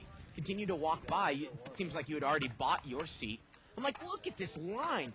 So I'm in line to register. And then when I register, I got to go into another line for the cashier, which was backed up because people were trying to register for the next $1,500 no-limit day. Yeah, it's one of the reasons why I actually showed up 2 days before the tournament started, and I'm doing it again this year, which is why I'm actually flying down on Saturday. Yeah. Make sure I get it all done. But anyway, he's promised that there will be more lines, so it will be easier to buy into computers and such. Yeah. There'll be more people manning the lines. He also promises staggered. Not only said staggered bathroom breaks, but he said there will be like 5 times as many bathrooms. Little $15 raise here by Cheryl with a gap suited connector, 7-9 of diamonds. And is Jake just gonna smooth call this with the 9? Yeah, limp and that's call. Gotta raise your ears, huh? Well, here we go to the flop. Well, Jack 8-7. You wonder if Cheryl can fire here. If she fires, I think she takes it down. Nobody's got a Jack, and nobody's got an 8. If she fires, though, she's got to make a real bet here. How much is she going to bet? 50. She's going to bet 50. Well, the pot is 80. That's not a terrible bet. I don't know if this is going to get Jay out, though, with 9. Really? I mean, he's got a gut. Well, who knows? You wonder how much would Cheryl raise with a premium hand on the button, too. It was kind of a smallish raise. Let's see. And look at that. Jay folds it without a second thought. There it is. And I got to tell you, if Jay ever actually even called my bet, I'd be done. Yeah. Anyway, and the third thing he says is there will be a lot more bathrooms. And then the third thing he was saying was the food will be much better and cheaper. So, obviously, I'll believe it when I see it, too. Well, the other thing, too, dinner breaks, like they would give you like a $10 certificate for the Rio buffet. But the thing is, the Rio buffet was a 15-minute walk across the casino to get to. It was terrible. Oh. And like you said, the selection in the gift shop was so marginal for food. Yeah, it was terrible. They It were was like, really overwhelmed. but you never had you never really had time to do anything. Yeah. If you were gonna, it was kind of like, okay, I've got a break. Do I want to sit in line and get a piece of crappy pizza for $5, or do I want to go sit in line and pee? Right. What ended up usually happening was, you just take a break during the hour-long rounds. Yeah. And pee then. We'd have to, right? Of course. 5 ways we're gonna see this. Looks like 4 ways limped around. All right. Straddle pot. 5 ways it is actually. 5 Straddle, ways. yeah. It is 5 ways. So it's a $50 pot. Nice flop for Jay. Yep, Jay's got top 2 here. And he also has the queen of spades. Now, there's 2 spades out there. It's always nice to have that backdoor, just in case. Like you said, if he's going to bet out, you wonder if you were somehow in there with ace-king, would you just muck? If he bet out here, I might muck king Pocket 7. aces. Yeah, king 7. I mean, what's he betting? He bets 40. And let's see if anybody's paying attention. Well, nobody's got anything, so.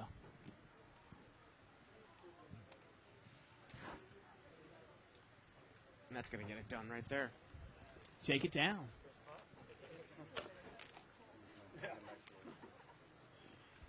So And again, I sorry. want somebody to help us with my dilemma. Right. Can Dave buy Mopart in Right. without you being registered? Right. I was going to say now, obviously, if you build up an image, that tight image that Jay has right now, where you've got the respect at the table, now you can start to open it up just a little bit, and you can start betting a couple of draws. Now, I'm not saying you want to bluff. I don't think you need to bluff that much in this game to really be successful. But if you start betting a couple of your draws, let's say you flop a flush draw, you flop a straight draw, you bet that as well,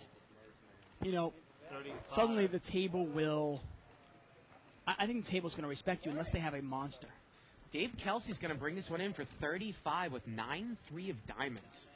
Now look at Cheryl. She's not going to call with the ace-jack offsuit, easily dominated hand. Sometimes I wonder, sometimes from Gus and Kelsey, 9-3 of diamonds from up front. Again, if you get called, or you're just looking to hope that everybody else misses and you're out of position, you can bet and take it down? I imagine so. He doesn't do it very often, but maybe once or twice a show. Right, but you might be making that raise in position, not necessarily second to act. Yeah, right? no, I agree with you. I mean, Kelsey's been very successful on the show. Gus obviously less so. Well, now Kelsey's got pocket kings and pocket aces for Jay. Oh, man. Now, Jay has been waiting around. let's see what happens. Now, if you get a raise from Jay, and then you re-raise with kings, Yeah. and then he calls you, or he moves in, can you throw away kings even in this game? Because would he make that move with queens or less? But look at this. We're going to have a raise by Etai here with 7 deuce of diamonds.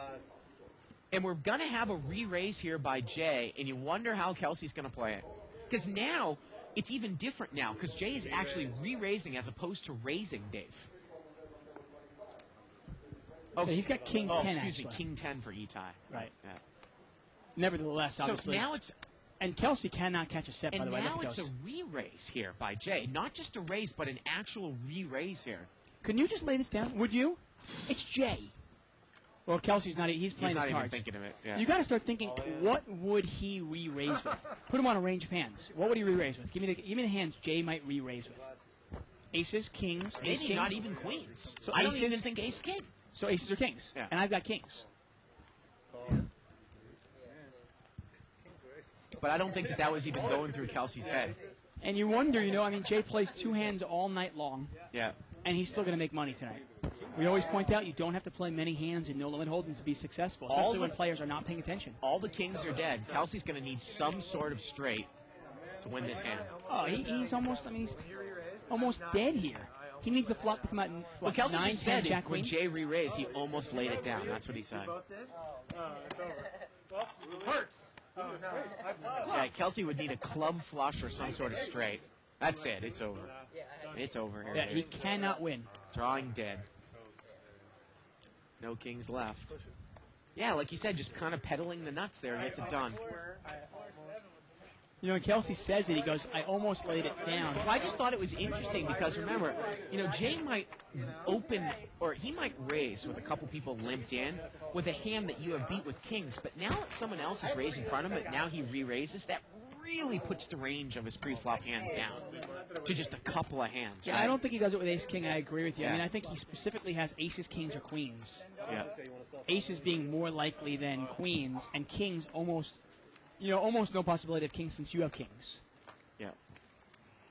I'm going to actually say this is the first time ever in a 5-5 blind game, 3 to 500 game. I think it's an easy laydown for pocket kings. I don't think it's an easy laydown, but They've been watching the same thing we're watching, aren't they?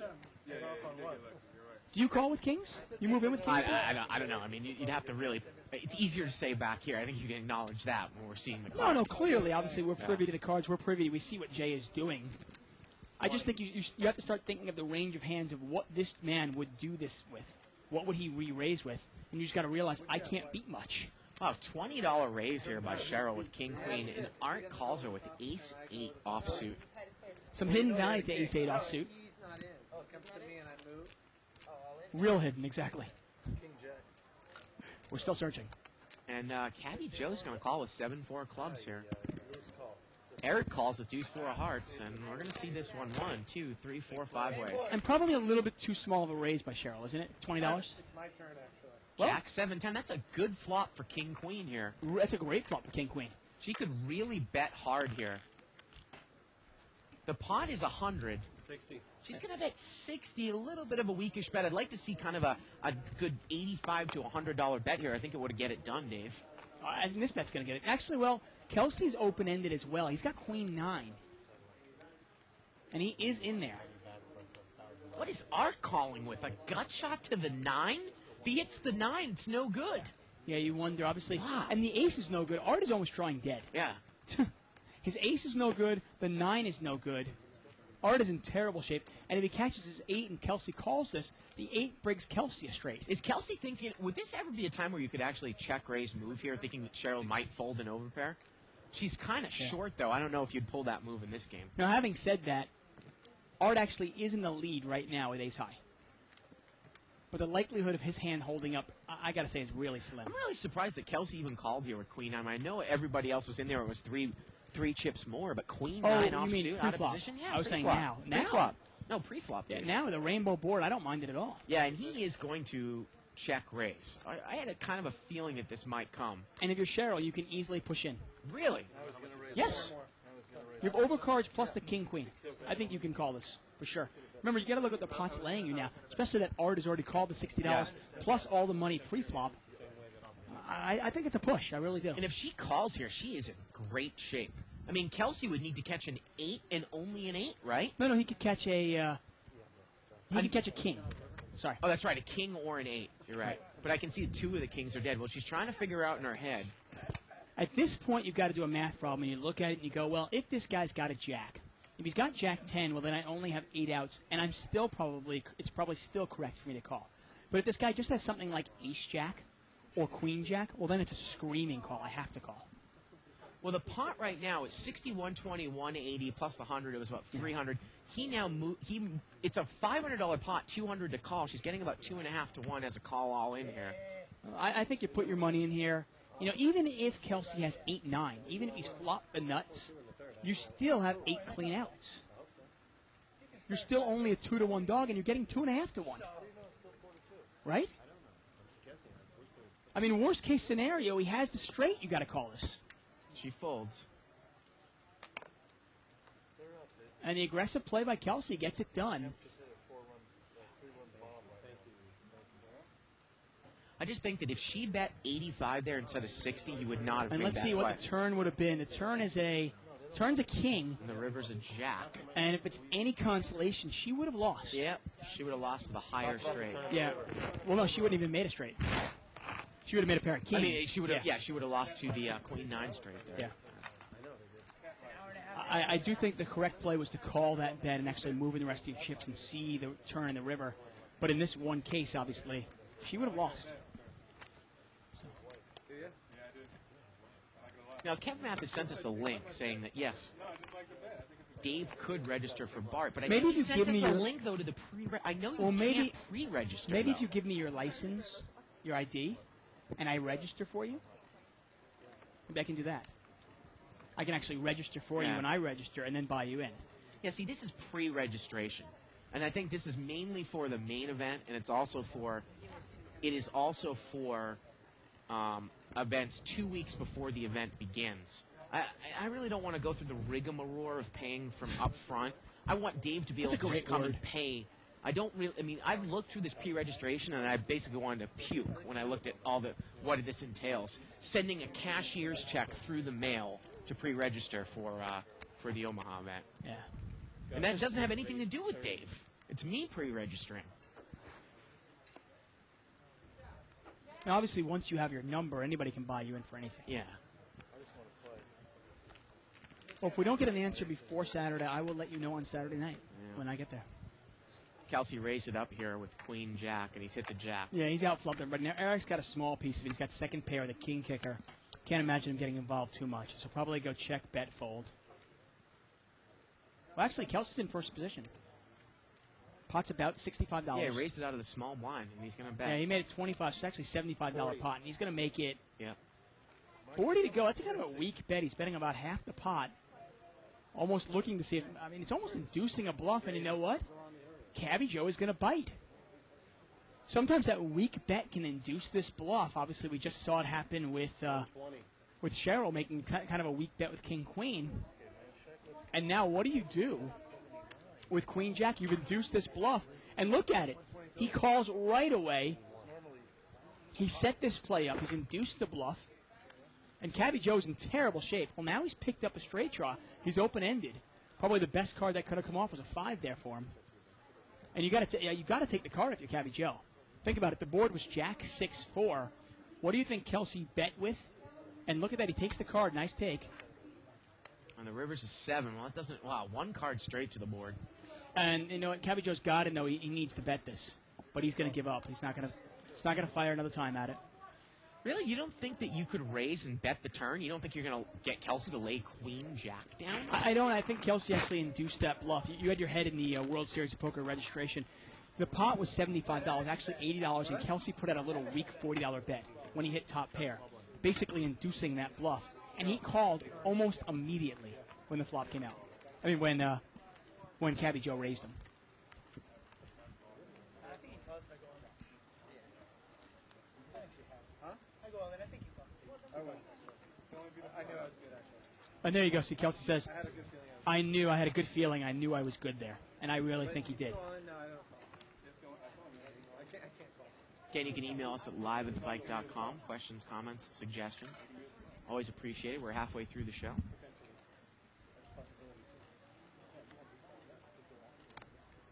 Email here from Phil Birch saying, what exactly is a dry flush draw? He asked his web buddies, and they had never heard the term. I'd like to say we made it up here. 5 players. Really? I'd like to say that. I don't think we have. But 5-way action here, limped around. Here we go to the flop. Well, Kelsey's flopped top 2 here, and Gus has got top pair. Gus did not bet. Yeah, he's got top pair, no kicker. He's got no clubs out there. I know, and there's so many people in here. I've seen sometimes Gus actually check raise in this spot. He's in big trouble if he does, and he is going to check raise. Unreal. I knew it. How do you check raise the hand that weak? It's going to make it 45 to go here. Why would you want to put more money in the pot with a hand as weak as 10-6? Once again, we talk about the value of check raising there. You get no real information by check raising here. Kelsey could easily smooth call you with spades, with Jack 9, with 7-9, or in this case, he has 2 pair. I've just seen Gus do this play sometimes. I was wondering if Kelsey bet if Gus was actually going to check raise here with 10-6. Unreal. And Kelsey looks like he's going to re-raise him here. He doesn't want to let a spade or a jack or a 7 come out or a 6 come out to kill that. Easy lay down here for Gus now. Now these guys, they're friends and they play against each other. Yeah, they play home games against each other. You know, there's history there. And Gus is going to come back over the top for a $100 mini raise with 10-6. Now the problem is now Kelsey moves all in, right? When Kelsey moves all in, I think Kelsey, if you're Kelsey here, you can't get away from the hand because Gus could have any 2 cards and you have the top 2 and he moves in. And now, but the problem is Gus now pot committed? Is he? He's almost drawing dead, but is he pot committed? And Gus is asking him to show 1. He's got about 250 left, Dave. The pot is I want to say the pot is about 600. He's got 250 left. I don't necessarily know if he's pot committed here. mean he figured out a way to lose money on this pot? I mean, that's creative. Unbelievable. He folds it. And look at that. The turn was a 6, and the river was a 6. Look at that. Gus would have gotten there. Not quite. Not quite. Running spades, actually. Oh, come on. Can't you let me have fun with him? That would have been perfect. Get an email here from Let's Trade DNA. It says, Dave Tuckman is full of it. He's not folding kings. Never folding kings for $300 pre-flop. Never. Even if my opponent shows me 2 fucking aces, I am not folding. Well, whatever. What am I going to say to that? Pocket jacks over here for seat 6. Well, we always talk about how it's almost never proper to fold kings in this game when you're only about 400 or 500 deep. No, I point that out all the time. I will call with pocket kings in this game 99.99% of the time. That might be the 0.01% chance where I throw it away. Now, Itai is just limped in here with jacks from up front. Limped around here. Who knows? Obviously, I wasn't at the table. Well, there's top set. How for about Itai. top set here with jacks? Now, let's see how he's going to play. Well, Cheryl's got bottom. Oh, look at this. Cheryl's got deuce 7, and she's going to lead out. And she is almost drawing dead. She needs running deuces or running 7s. She's in terrible shape. Now, the only thing that can happen here for Cheryl is if Itai slow plays it and a jack comes and off. a club comes. Or a jack. Yeah. Somehow. A club or the case jack, right? Right, exactly. Yeah. That's pretty much it. Obviously, if the case jack were to come out, your hand is completely worthless. Well, he's going to raise it up right away. That's a great play here by Itai. It really is. And Yeah. we talk about you're not raising it up because you're scared of something, but you're raising it up because you don't want an action killer to come off. And she's probably going to push. She's only got 200 left. Yeah, and this is just a cold deck. Nothing she can do about this, obviously. She's going to push it in. He's going to call. And is she drawing dead already? No, she needs running deuces or running 7s. Yeah, she could catch running quads here. And that's it. Yeah. Obviously, 1 deuce or 1 7 would just make him have a higher full house. Yeah. Oh, man. Wow. And she's now drawing dead. That's it. You got a full house. Yeah, for some Oh, reason, I don't man. understand. The software's got some tiny little glitching about quads and sometimes with percentages and such, Yeah. right? Yeah. Well, I guess that's what happens when poker software is developed by non-poker players. This is the first time I think she's ever been felted on the show. Yeah, she's had an amazing run of luck. And, I mean, she's a really good player. I like the way she plays. Really nothing you can do there. I imagine you, I, and anybody else is going to go broke there. I'm not going to lie and say I'm going to get rid of 7 deuce. Right, No with chance. 200 left. No chance. Yeah. Not only am I betting my 7 deuce, I'm hoping he raises me with a jack so I can re-raise them all in. That's exactly how I'm playing it. So, absolutely nothing you can do about that one. 35. $35 raise here by Kelsey. And there's a difference between raising, and Gus is going to call him with the ace-jack offsuit, and he's on the short stack. Big difference between raising there and Gus calling on the short stack with ace-jack. I mean, isn't that pretty much a re-raise with that stack size or a fold? I mean, I would think it is. Well, ace-jack offsuit is one of those hands, I think the same as in no limit or limit. And how about this? Trip 6s here for Cabby Joe. See how he's going to play it. No, unfortunately for him, nobody's got much of anything. But I was going to say, in limit hold'em and in no limit hold'em, I'll often fold ace-jack to a raise. Or 3-bet it, Or right? exactly, or raise it and take control of the pot if I think my opponent's a little weak. Kelsey's going I to don't move wanna forward call. with a continuation. Yeah. He bets 80. Well, Cabby Joe's got about 450 in front of him. Let's see how he's going to manipulate this pot, Dave.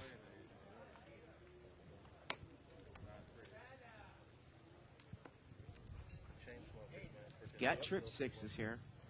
Again, we always talk about how it's actually a better play here if Kelsey had aces. If you were to bet, have Kelsey raise, and you 3-bet as opposed to the check raise here. And obviously Kelsey is going Although to. I don't mind this play, and remember we talk about sometimes playing backwards in this game, where you get a little bit of money out of it. Yeah. Post here from Mikey Vegas. He says, hey, Dave is crazy if he thinks that's an easy laydown. With only 1.5 hours playing with Jay, there's no way you lay down king-king. For all we know, he could have been card dead. It's easy to make statements like it's an easy laydown when you see the whole cards. That's a fair statement, Vegas. I guess just sometimes when you're playing with somebody and he doesn't play a hand for that long, you've got to start thinking of a range of hands. I got to agree with some of these. I mean, you've said some absolutely outrageous things here on the show in the last couple weeks. This one, I didn't have the energy to fight with you, but to say that is an easy laydown. Okay, it's clearly not an easy. No, it's not an easy laydown. I know that. But if you start, let me ask you this, though. If you're sitting at that table and you think of all the hands he could possibly have, you probably put him on aces, kings, or queens, right? And then you got to start thinking about it. Do I want to gamble? Kelsey's thinking about it, but he's not really thinking about it. He's just posturing. Is he just Hollywooding out? I think so. Yeah. I mean, Cabby Joe is check raised. He's pretty much pot committed himself. Definitely a fair assessment, obviously. I mean, like I said, 99.99% time, I'm going to be calling pocket kings in this game. Cabby's got about 200 left. I really don't know. And again, sometimes the problem sometimes I have with Tuesdays with this lineup is for some reason this game just goes so slow, Dave. I mean, these decisions are just. Well, Kelsey knows Cabby Joe could be making a move, but I get it. You know what though? If somebody's making a move on me, he could be making the move with ace queen or ace king. I mean, is Kelsey thinking that he's going to re-raise and Cabby's going to fold pocket nines here? Is that what he's trying to think? Nah, he's just posturing. Anyway, back to that. Well, see, he's asked, do you have a pocket pair? Well, he's not thinking about it, is he really? Come on.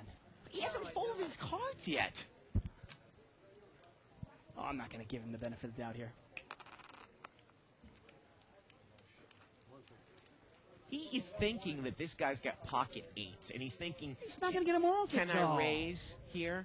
The pot is about 400. He's got 200 left. He's got to realize the pot size. That's the problem. Cabby Joe has put about, what, 40% of his money in the pot? He's not going anywhere. Yeah, he finally throws it away. Anyway, so that is definitely a fair criticism. I've never received an email and a post on 2+2. Definitely, obviously, we are privy to the cards. It's obviously a very hard lay-down pocket king. Might be as far as you saying that it was the worst commentary by me with Barry moving in with the jack-high flush. Another outrageous thing. You're right. You know what? I checked out the archives. Yeah. And you've been worse many more times. Oh, there you go. Putt moves here to seat 5. New dealer. Back to that post by he was talking about England soccer, and he said, "Hey, what about Michael Owen? Wasn't that a key injury?" And if anybody's been watching the show, they know I don't really think much of Michael Owen anyway. I don't think that's much of a loss. Right. Actually, this morning I was wondering, Dave must be happy now. Owen's out. Yeah, I wasn't happy, but at the same time, I don't think we're losing anything. We put in Crouch, who's like 6'6", and you have Wayne Rooney on the other side, and I'm fine with that. Pocket jacks here for Jay. And he's going to raise. And again, I brought up that hand with kings because you wonder if it was limped and Itai hadn't raised it with king 10, if Jay raised, there's a lot of hands that you can beat with kings, but because Jay re-raised, it's got to narrow the range because Jay's open for a raise here. Now, Kelsey has called him with a really weak hand. I assume he's playing his position more than his hand value. Well, definitely. Yeah, he's playing the player. You know, you figure, okay, what is Jay raising with under the gun? This guy's either got aces, kings, queens, jacks, maybe tens. Okay, well, if an ace or a king come off, maybe I can represent. You know, is Jay aggressive enough? If the flop comes out ace 6-5, will he bet? 5-way action here.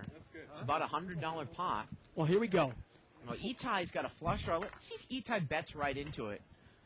Now, this is actually a dry flush draw. You might not get involved here. It's kind of backdoor straight possibilities. Right. And when we're talking about backdoor, when we talk about a dry flush draw, what exactly are you saying? Well, we're talking about, he's got nothing else going on. If he hits a pair, it's not going to be top pair. He doesn't really have any overcards to top pair. Like in this case where Art's got a king 6. Yeah. Only a club is going to help you. You don't have any other possibility. And Art is going to raise it up with king 6 here, just like he played with king 5. Right, thus it is a dry flush draw. Yep. Sometimes if you're in there with like a backdoor spade, a backdoor, straight draw, you have a gut shot. Like your overcards might be good. 7-8 of clubs, you'd have a gut shot. 6-7 of clubs would be a huge play. How about ace-8 of clubs? And Itai calls. The turn's a queen. Like ace-8 of clubs here? Right. Obviously you've got an overcard with your flush draw. Maybe your ace is good. Plus you're drawing to the nut flush draw. And look at this. Art is bet out a turn again, and now this guy's going to check. And now Art checks behind him. Remember we talked about with Rashad, and the river's a king. And that's exactly what I was pointing out before, where it's kind of the fake bet to get the free card. And now Art bets. 100. Little angle there by Art, kind of putting in the bet there to stop his opponent. I can tell you, it's so funny when you play a hand like king 6 there. Is there value to betting the river except to not show your hand there at the end?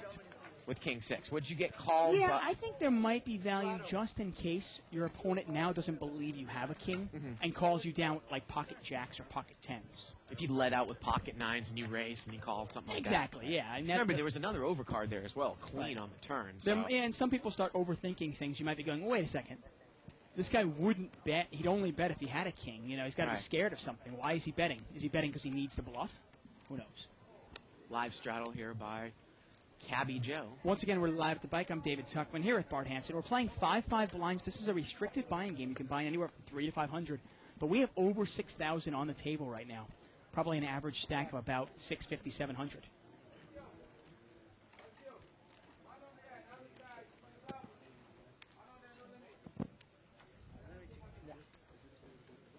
And then, you know, the more I think about it, obviously, pocket kings, a very difficult laydown.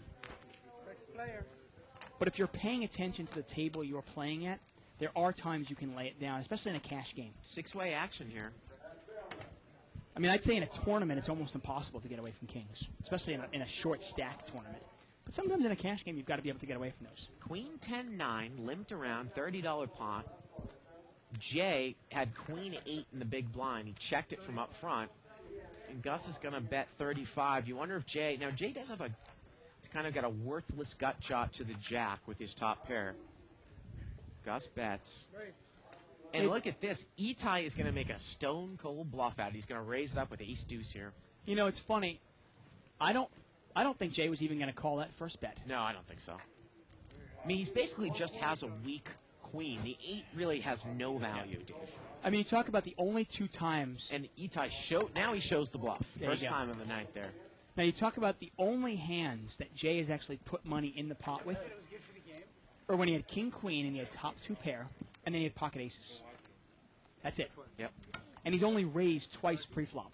Once with pocket aces, and that was a re-raise, and once with jacks under the gun. He is. That was actually out of respect.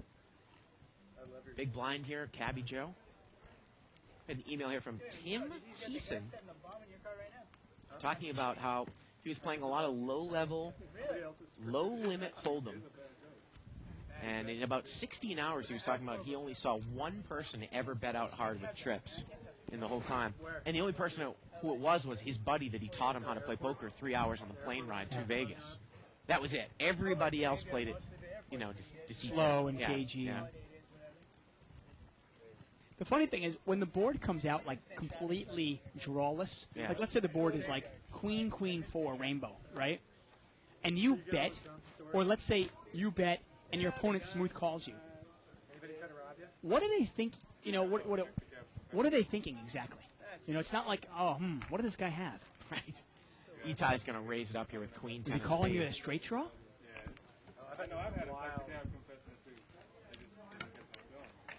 And that's what you talk about, especially in your game full with weak players. When you've got a pair on the board, and you hold a pocket pair higher than the pair.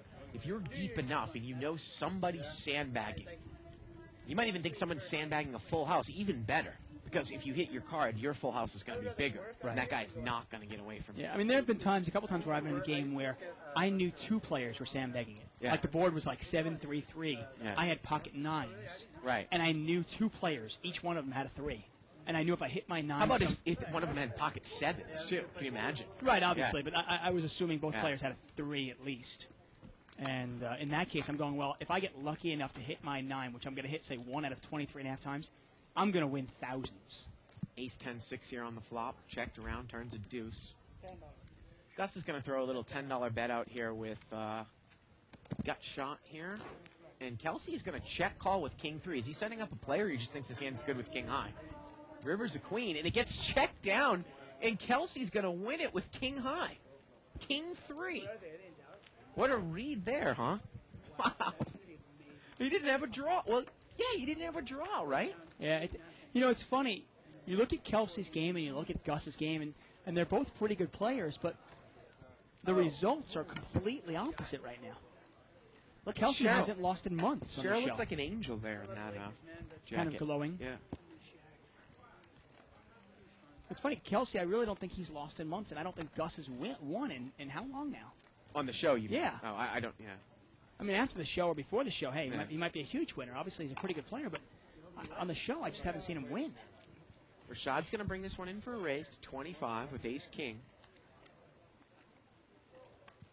Stay down, guys. Big hand. Rashad really hasn't made a whole lot of mistakes. We talk about little mistakes that we count, and sometimes it costs you. Rashad you haven't really seen him make any mistakes. Yeah. From what I've seen so far. I have to agree with you. And I haven't really seen him in the casino either. You wonder if he's one of those kind of, you know, a lot of people will come to L.A. for the poker, and what they do is, you know, they'll stay across the street or stay in a hotel, and they'll be here for like a week. That's kind of what Garland does. Right. So you wonder if he's kind of pulling this for the first time. I've never seen him here. He's got a donut on his shirt. Don't get me started, man, about the homemade donuts here in L.A. versus East Coast chain donuts. And I believe this is going to get chopped up. We'll see what Kelsey does here. Apple fritters, man. Oh, well, is Kelsey going to play this? A queen, a suited queen? Wow, what, did everybody just leave the table? Playing a little short here. He's going to limp in. Cheryl's got sixes. If you're Cheryl, would you ever raise it up? And she is going to raise it up. Look at that. 20 more. She makes it 20 more. And again, you wonder if Kelsey's just going to play his position here. He Why not? calls. $20 raise isn't going to do anything, is it? Yeah, if you're Gus, though, do you call here with King 3 out of position? He makes the call. Man. I mean, there's no point. Wow, and we got hearts. 2 heart draws. What a flop for Kelsey here. Yeah, second pair. And Gus is going to come out and lead with King 3. That's going to get Cheryl out of the hand. But, I mean, Kelsey's got a hand good enough to raise here. Oh, yeah, I wouldn't be surprised if all the money went in right now. Oh, he's just going to call. And he is about a 3-2 favorite over Gus here. Yeah, well, it's all in, actually. Oh, it's all in. He's all in. Turns a 4. And the river's a queen, and Kelsey makes 2 pair. He was good anyways. Yeah, he was Gus good already. needed a heart or a king. Kelsey takes it down, and Gus goes to Feld.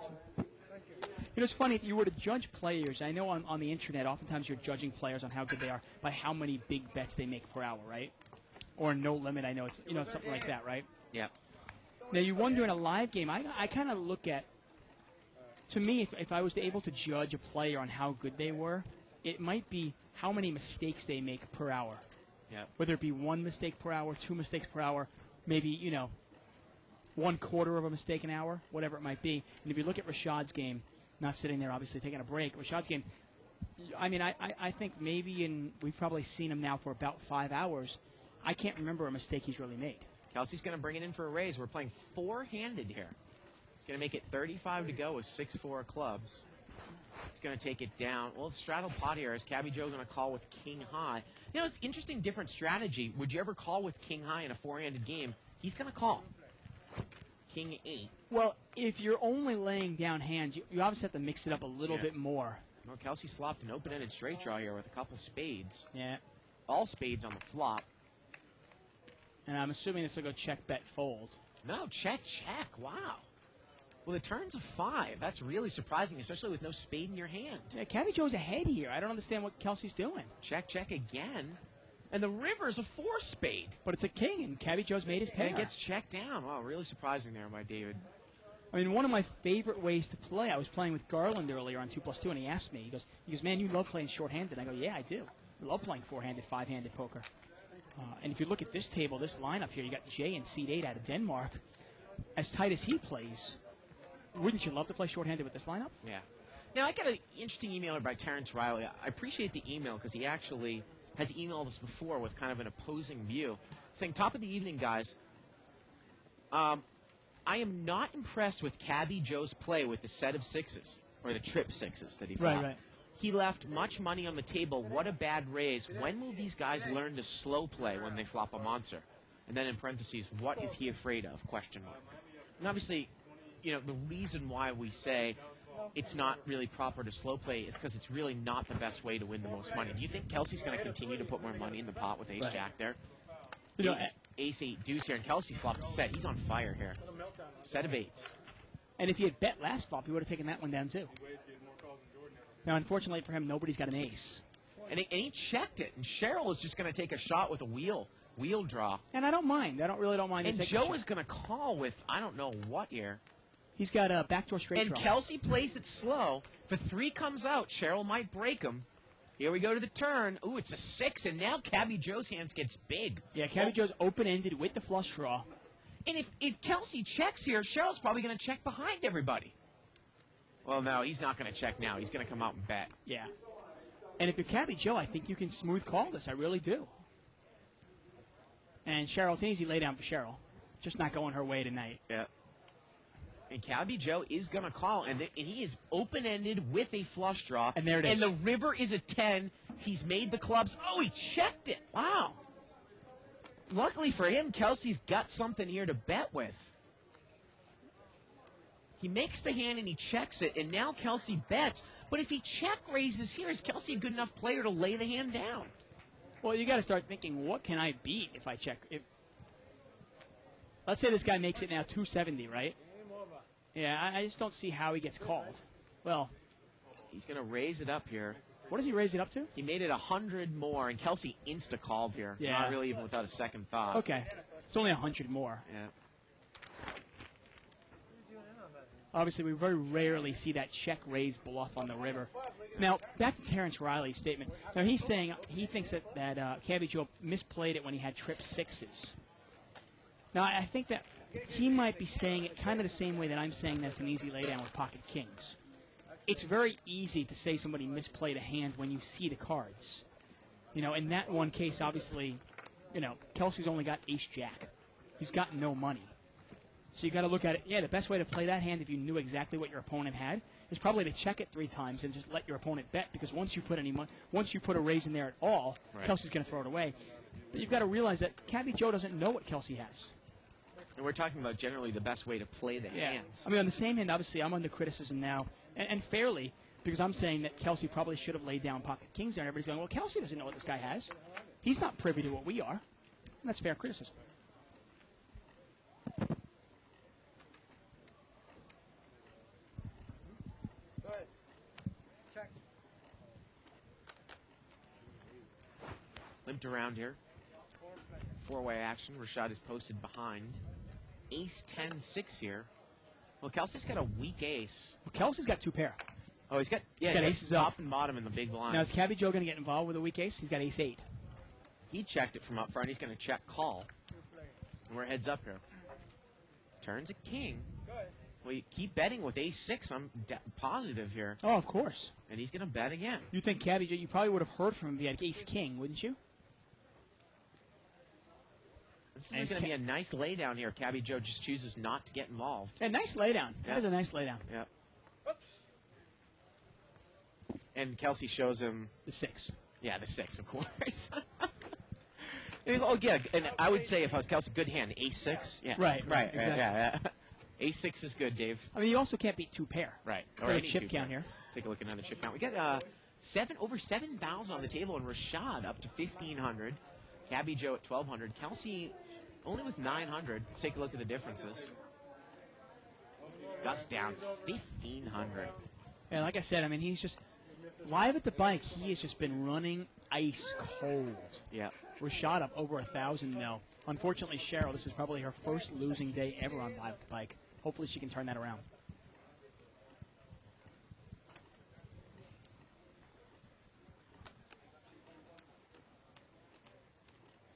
Button moves over here to seat 9. 4-way action here. 9-7-7 here on the flop. Pocket 6s here. Cheryl's going to bet. She's going to bet 20. She's got the best hand here, Dave. Not a bad I bet like with the bet. 6s. She's in position. There's nobody behind her right now, and she takes it down. Nice aggressive bet. You know, you got to hand it to her. Oftentimes when you lose a hand or you lose a couple of big pots, you get a little bit gun shy. Yeah. But Cheryl's remained aggressive. You know, it's funny. I might have to look back at that hand. Again, I think you still might have jumped the gun when she had king-queen, because if you put Kelsey on a range with the queen-9 hand, this was about 45 minutes ago, and say he had a minimum of 2 pair, I just wonder. Now, I might be wrong, but I'll have to go back and look at the stack sizes. Right. If you think that's, you know, an easy push there, or an easy basically push all in with king-queen. Well, you told me you told me she was getting 2.5 to 1 on her money. So if we give Kelsey a straight, right? Well, she has 8 live cards. Remember, there was no flush draw out there. She's only a 2-to-1 dog to make her straight. If he had 8-9, you know, she would have 7 cards. I mean, I know that doesn't make that much of a difference. Okay, yeah, I guess you're saying. $30 raise here with King Jack suited here for Rashad. Smooth call by Kelsey with 9s. And Cheryl's got ace, king, and diamonds. Let's see how she's going to play it. Probably just a smooth call here out of position in the blind. Wow, well, she's going to raise. Well, maybe using her image out of position here. I mean, I guess that was my thought, though. If you put him on a range of hands, the best possible hands he has, you're pretty much getting true odds. Yeah. And if you start putting him on some worse hands, well, then you definitely have to call. She's going to re-raise. 85 total. But having said that, she still would have lost the hands. She's going to make it 85 more here. I think this is an easy laydown for Rashad. And if you're Kelsey, again, knowing now that she might raise with ace-king suited, that is going to be the absolute worst of it, that she would ever raise out of the blind against a raise on a call. She's made it 85 more. She only has 500 in front of you. I just don't think you get involved with nines here at all. I agree with you. You've got to be thinking. And Art is struggling with queen-jack offsuit here. He might call in c5. Well, you know, if Art calls, well, suddenly now I can call with nines because I'm not necessarily trying to break Cheryl. Maybe I can get all of Art's money. Flop comes out like queen, nine, deuce. Does Art commit all of his money with queen-jack? And if Rashad comes in here now, which I think he will, I think it's an easy call. Here? And apparently Miami Heat are the NBA champions. You'll be getting this about 5 minutes after the game is over, of course. Just for the record, I actually told a bunch of people that I thought Miami would close it out tonight. Went down 2-0 and won 4 straight. Huh? Yeah. I was out there and I said, you know what? Dallas Mavericks, they're complaining too much. They're whining about the referees too much. Well, this is going to bring Kelsey in, and this pot is going to be quickly $300. Yeah, nice and pot. Cheryl is out of position here with ace-king. Can she fire big? Jack 4-7. Really, the move for her is almost to move all in, and I don't think she's going to get Art off the hand. She's just going to check here. Yeah, and I got to tell you, man, well, she's got some. You know what? With only $85, you probably do want to move in here, don't you? Yeah. The problem is, though, is you figure if somebody has a jack, there's no way you're going to get him off. No. I'm saying, no, she doesn't have 85 left. She's got 300 left. I think the move for her is to move in. She made that play, but I don't think Art's going to go anywhere with queen jack. Yeah, you know, when you get all those callers, I mean, that flop is so badly missed you. Art is going to bet 150 here. Now, the problem is, Rashad's out of there. Remember, Rashad actually folded king jack. And Kelsey's going to call this. Well, he doesn't believe Art. He makes the call, and this pot is quickly $600, and Art is good. Art is good here. The turn's at 10. Kelsey picks up and some outs to the 8 now. Yep, you can catch an 8 or 9. And Art checks, and Kelsey wisely checks right behind him, and the river's a 9, and he makes a set. Now, it is a 1-card straight to the board. He is on fire here. I got to tell you, if it checks check to me. I think you value bet here. If it get, oh, I can't believe he didn't bet there. Really? He did not bet there. How do you not bet that? I cannot believe that he didn't bet the set of 9s there. At the I mean, end. what do you put your opponent on? Why would your opponent have an 8 in his hand? Wow. And why don't you make it look like you're on busted clubs? Well, you got to remember the pot is $600. He only has $250 left. That's what I mean. If you bet $250 on the river, he has to call you with a queen or jack. I can't believe he didn't bet there. That's that is a mistake we've seen there from Kelsey. He left $250. You know, and he's nice about it. He'll always talk to us after the hand, and he'll give his explanation. But I can't imagine any explanation that he can give. He left money on the table by not betting the river there. Yeah, really surprising. Sometimes when the pot is very small, you can make the argument that the pot is so small, will this guy call me? But you've got to realize when the pot gets big, sometimes that affects players' judgments. Yeah. And they will make some questionable calls because the pot is so big. Remember, if you put 250 in there, the pot is now 850, 250 to call. I don't know if Art can get away from that. I really don't. Jay is going to bring it in for a raise here. Kind of a modest holding for him, Dave. Ace-queen offsuit. And Kelsey calls with pocket 4s. Again, you wonder if it's just not on the strength of the hand. That's going to bring Gus in with 8-9 of clubs. Now, again, the inherent problem with 8-9 is if you make the bottom end of the straight, what does that mean that's on the board? 10 jack queen? Gee, what can beat that with 8-9? I know, you wonder. Three-way action here. Well, there's the ace, and Jay is good. Let's see if he's going to put money in the pot. He doesn't have a heart. He plays it real conservatively. And he's going to try to play a small pot here. Did he check it? I think he's still thinking about it. Obviously, he doesn't want to take much heat with this hand. He looks like he's from Florida, Dave. Yeah, definitely. Or Texas, right? Just an all-American boy. Yeah. And wow, he's picked a pretty big bet there. He's going to bet 100. And he's going to take it. And you got to realize, I like the bet by Jay because your image is such that you might even get ace-king default. If the ace-king, obviously the king was not a heart. Get a post here from San Marcus Run over on 2+2. Says, hey, David, your enjoyment of shorthanded play. Are you planning on playing in a shorthanded event at the World Series of Poker? You know, it's not on my list of... That's a $2,500 event, I think. Yeah, it's not on my list of matches. events to play. Because I actually don't think... I think I'll actually be in Los Angeles during that event. I think you're going to be in Vegas during that event. Okay, So. yeah. Fortunately, Bart and I are kind of swapping. Right. I'll be here a week alone while Bart is playing, and then Yeah. Bart will be here alone while I'm playing. Right. Until, Man, of course, I the am final so event. psyched for a $5,000 Omaha event.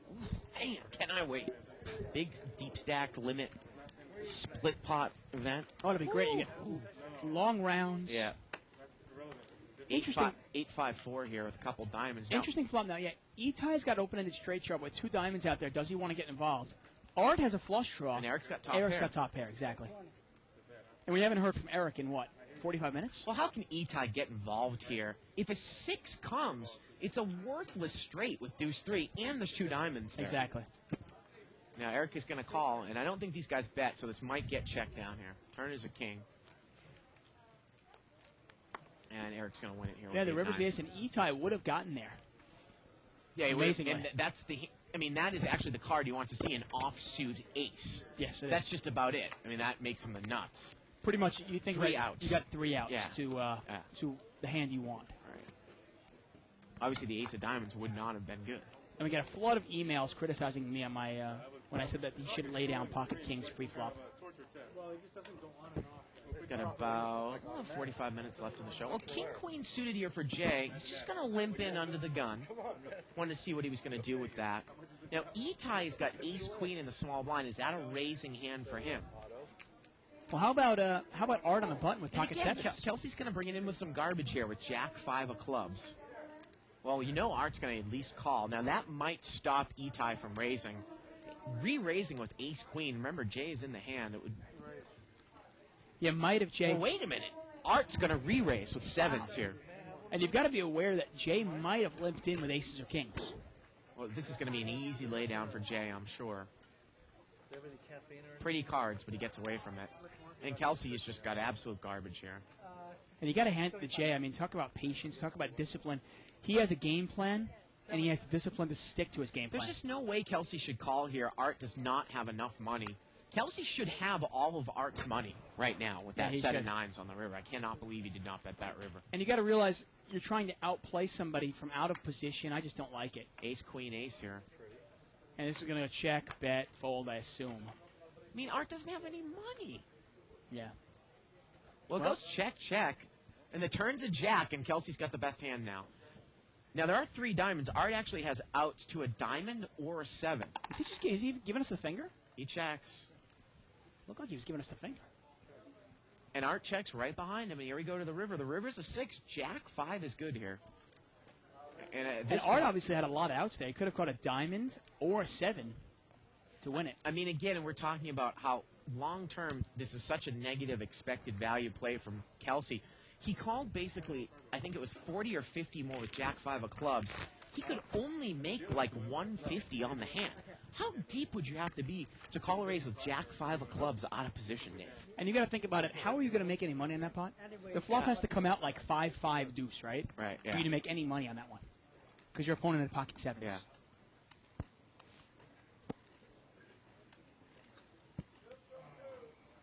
Get an email from Med Crew over there. Mavericks are the real champs. You know, it was funny. After Game 5, when the Mavericks thought they got hosed, and like I said, I'm not a big NBA fan, but I always enjoy the finals of any sport. And I watched the game, and after they thought they got hosed, and they were just whining and whining and whining, and they might have had a legitimate gripe. I'm not saying they didn't, but at the same time, they were whining so much about the referees and about the league and about everybody hates us. You just kind of knew that. I really had a feeling that they were whining so much that they wouldn't show up for Game 6. Etai raises there with ace-king on clubs. He's going to take it down without a flop. Exactly. Ray points out, yeah, you lose your focus on what's important. Instead of focusing on your opponent and focusing on winning a game, you're focusing on how the referees are kind of out there to get you. And, you know, if you talk about taking that to the poker table and a lesson you can take it there, if you start thinking about how a dealer is giving you bad cards and you're getting bad beats. What do you leave in the box? New setup, right? Exactly. Well, if you start thinking about that, you start thinking about how they're out to get you, and, oh, man, I can't win with this dealer. You know, you talk about a self-fulfilling prophecy. And it usually comes true. You like that segue? Very good segue. It comes full circle. I think Isaac was going to give me the red card for that one. Button moves here to seat 8. Yeah, I got to tell you, I was complaining about the refs on Saturday. Well, you know, I want to give the USA credit though. The USA has not come out. Yeah.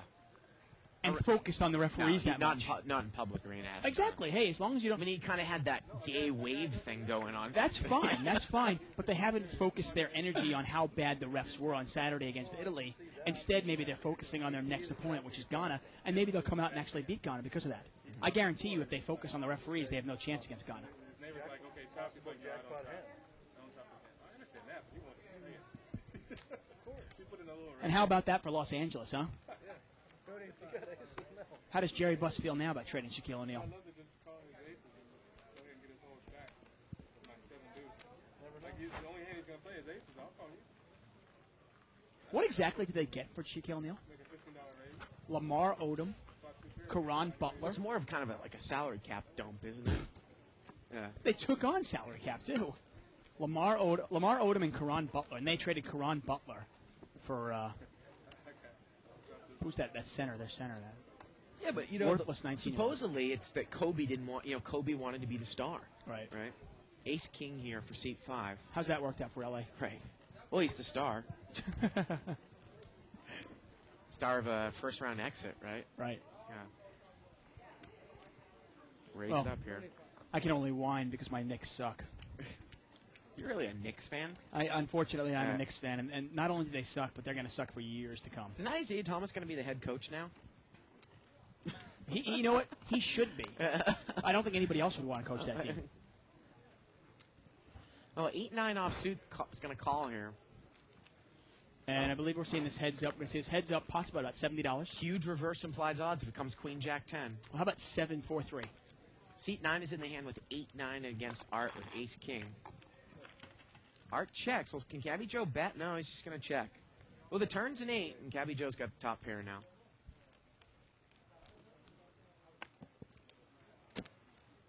Now, my question to you is, if a guy now comes out and bets, sometimes we say, is there value to raising? Because if you just call, your hand is vulnerable to Broadway overcards, right, with 8-9?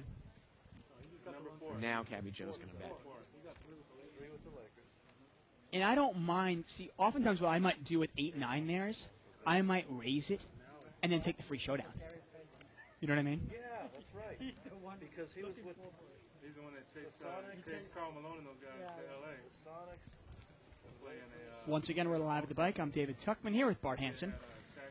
I am getting so excited about tomorrow night's action. Tomorrow night we've got our big game, our whale game, 20-40 blinds. It's a minimum buy-in of $2,000. We usually have somewhere upwards of $50,000 or $60,000 on the table. Promises to be a lot of action, a lot of fun. Don't miss it tomorrow night, 7 o'clock Pacific time. How about tomorrow morning, the Netherlands against Argentina? Argentina, that should be a great match. It really should. For the first seed. Unbelievable match. Now, I'm only curious, if England beats Ecuador on Sunday, what group do they then play? Well, How does it work out? I will show you right here. There you go. Live at the bike. We try to do everything here. Yeah. Cheryl's got ace king, and Itai's got pocket jacks. Cheryl might see those jacks in her nightmares tonight. Now we're gonna get a raise out of Art with pocket deuces. Pocket deuces. He's got a couple of ducks. And is Itai gonna re-raise? I believe he is. And what is Cheryl gonna do here with ace king? I think you can lay it down pretty easily. It might not be something you want to get involved with. I mean, I think she has one of two plays, right? I think she's either laying it down or you're moving all in. You're not going to call. Yeah. Calling is really, you want to see all 5 cards with ace king, I got to say. She only has about $300. I don't think she can just smooth call this. I don't mind the push, though. I really don't. I think one of two plays there. You can look that she doesn't seem too pleased. Yeah, well, you know, she's been put to a lot of tough tests tonight. And obviously sometimes poker decisions are tough. And she's going to just smooth call, and that's really a tough way to play this hand, I think. Well, if she plays it this way, I think it's got to be played for a check raise if she hits. Or she could play it maybe as a stop and go and just move in on the flop. Yeah, I mean, I guess so, but... Queen, queen, 10. Well, she's in really bad shape. Obviously, the jack is no good for her. If a jack comes, she's got a straight, but Itai will have a full house. She's going to bet. She's going to bet 100 here. And I think this is an easy call for Itai, isn't it? Well, I don't know if Itai is familiar with the fact that maybe Cheryl would bet a queen here. There's just too many hands she could have. I mean, I got to tell you, though, with Cheryl's chip stack, it's almost not proper to necessarily bet with the queen here. You almost wanted to play it like a check call or a check raise all in. Wow, I'm shocked. And he lays it down. I am shocked. Wow, and look at that little smirk on there. There it is, and she shows the ace-king. Well, the turn would have been an ace. We saw that. Not that she would have got there. Again, though, if Itai steps that and looks at her stack, remember, it's almost proper to play it in a crafty manner in this game. Well, Ronnie, leave that flop up for 1 second. Remember, seat 5 bet. He re-raised it to 100, and Cheryl's a pretty tight player. Right. What do you think Cheryl called $100 with? And you start thinking of the hands that maybe she called with. I can't beat pocket tens now. I can't beat ace-queen. I can't beat king-queen. Pocket jacks are pretty unlikely. I can't beat pocket kings or pocket aces either. I can only beat ace-king. Right. So, thank you very much, Ronnie. Pretty tight lay down there. And that's pretty much the first thing that's gone really right for Cheryl. Sometimes, you know, it's just not your night, huh? But maybe they'll turn it around for her. I'll tell you who England, after this hand, I'll tell you where we're going here. Thank you. Within I appreciate it. Raise here by Kelsey with ace-king. And I'm sure he's going to take it down. Okay, England in the quarters would play the winner of the first place Group D team against the second place Group C team. So it's probably going to be Portugal against the winner. Or excuse me, Portugal against either the Netherlands or Argentina, however that game ends up tomorrow. Wow, so it could be a quarterfinal against I would Portugal, the imagine Netherlands, or Argentina. It might even be Argentina, that Falklands little matchup they always love. Wow, England and Argentina in the quarters. Well, that's a great quarterfinal match. If England gets through Ecuador, good chance they can play Argentina or the Netherlands. Yeah. Wow. Don't count Portugal out. No, Portugal's a great team. But Yeah. I have a little more respect for Argentina and the Netherlands, though. Now, I don't know if Mexico is playing Portugal. Yeah, they are. So if Mexico actually beats Portugal, then Mexico's factored in there, too. They're going to play the Argentina or the Netherlands. Mexico, but you got to figure that Mexico's not going to get out of that game in the second round. No, you imagine not. It's four-way action here, limped around. 3-5-6 with a couple spades. Well, Art's got... Now, this is not a dry flush draw because he has over cards here, right? Right. Now, if you look at Itai's got a straight draw, plus he's got backdoor clubs. Now, the reason I like his straight draw, if a 4 comes... He's got the nut straight. Exactly. Now, you do have to proceed cautiously. I actually wouldn't mind just folding here because of the over factor of the fact that there's 2 spades here, Dave. Definitely. I would probably call one time. I'm not going to raise, but I'm going to call one time because I also have backdoor clubs. Well, he's going to fold. Nothing wrong with mind that. it. No, nothing wrong. Obviously, on a rainbow flop, that really is what you're looking for with 7-8. If it came 3-5-6 rainbow, because you really want to hit the 4 there. Not even a question. And I have no problem with erring on the conservative side and throwing away a straight draw with a 2 flush out there. Sometimes if I have backdoor flush possibilities as well, plus there's also added if the 4 comes, maybe I can make a lot of money off somebody who just has a lone 6. Right. I probably call one time and see what happens now. If a couple of people call behind me, then I'm done with it because I'm assuming somebody has spades. Right. Unless, of course, you hit your offsuit 4. Now you're going to really or the offsuit 9, obviously. Right. Which is good. You just have to proceed carefully, obviously. If the 9 of spades were to come off, you've got to realize your hand is probably not good. So what happens if the 9 of spades comes out? Do you actually bet there, or do you just check and see what happens? That's the real question.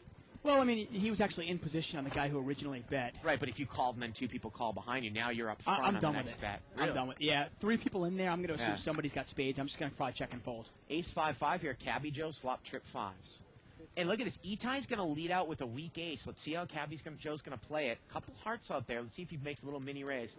Well, he's just going to call. And unless he specifically has a heart, there is absolutely nothing Itai can beat. Not a real ace. Obviously not a 5.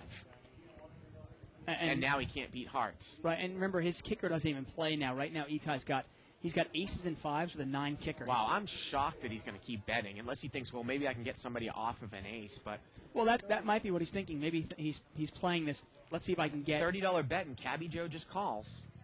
Well, and the river is a queen. Well, if he checks it now, I think Cabby Joe has to bet. I think you have to bet here with trip 5s. Are you kidding me? And he's going to bet 40 and a quick call here. And I like the way, you might even maybe put in a bigger bet there, hoping that the guy's going to call thinking he's chopping and you're just trying to bet him off of a chop, exactly. Right? Well, and you talk about it all the time. If you have ace-jack here and the guy checks it to you on the river, you're pretty sure he's got an ace also. Right. And you might overbet the pot trying to get him off that chop. Yeah. Well, if you overbet that hand and you also overbet a 5 and you also overbet a flush, well, obviously you can see the benefit in that. Got about 25 minutes left in tonight's show.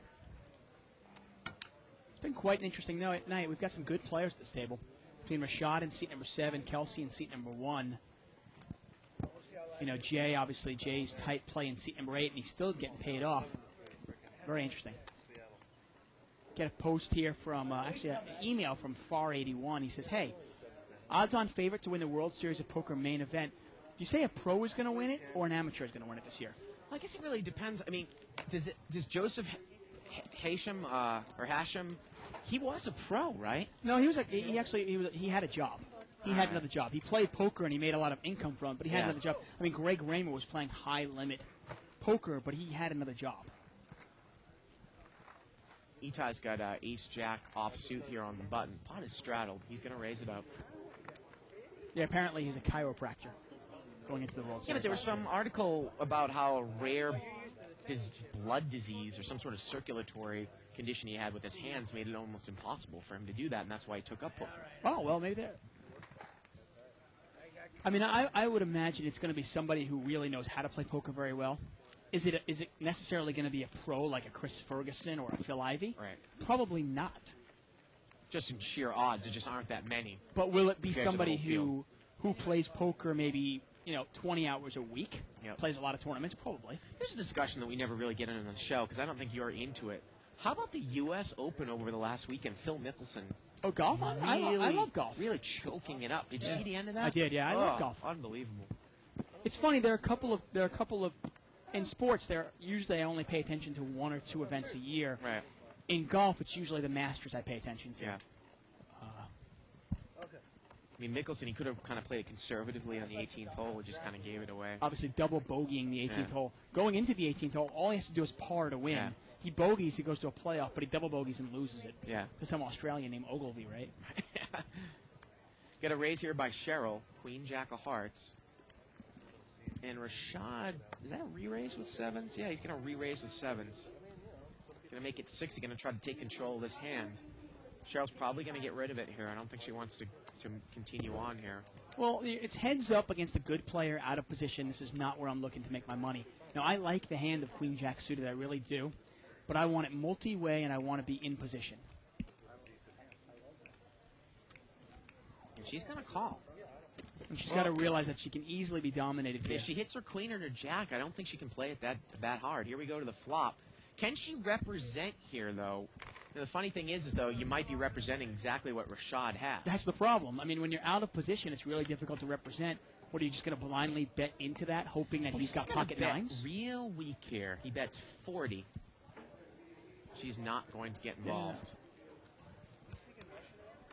If she'd put any money in there, if she checked raised, obviously Rashad was done with the hand. Of course, flop but for him. How does she know he's got 7s, though? And Rashad probably thinks that he probably didn't have the best hand. I bet you he thinks Shell might have raised with 9s or 10s there. Easily. I mean, to be able to just fold that flop, you got to think. He hated that flop too, but he figured, you know what, I'll put as little money as possible and get some information out of it. Yep. Got a nice email here from Ryan. He said, guys, my brother and I were turned on to the show through your appearance on the circuit. We both play 20-40 or 10-25 no cap. Primarily 20-40 limit hold'em, though. We have been playing seriously for 4 or 5 years, and we were wondering how easy it is to become a prop. How do you go about doing it? And he said that, I believe you said there were 2 levels, a smaller and a higher limit. Could you just touch on that? Thank you for your time. Thanks a lot for the email, Ryan. Get to that in a second. Obviously, we can only speak for the way that propping works at this casino. Exactly. Well, yeah. In terms of the 2 levels of pay scale. Get a $30 raise. I mean, I can tell you, if anyone's interested in the LA area, they are hiring for props here right now. You can call the Upper Poker Plaza and speak with Day, who's kind of the prop coordinator. Right.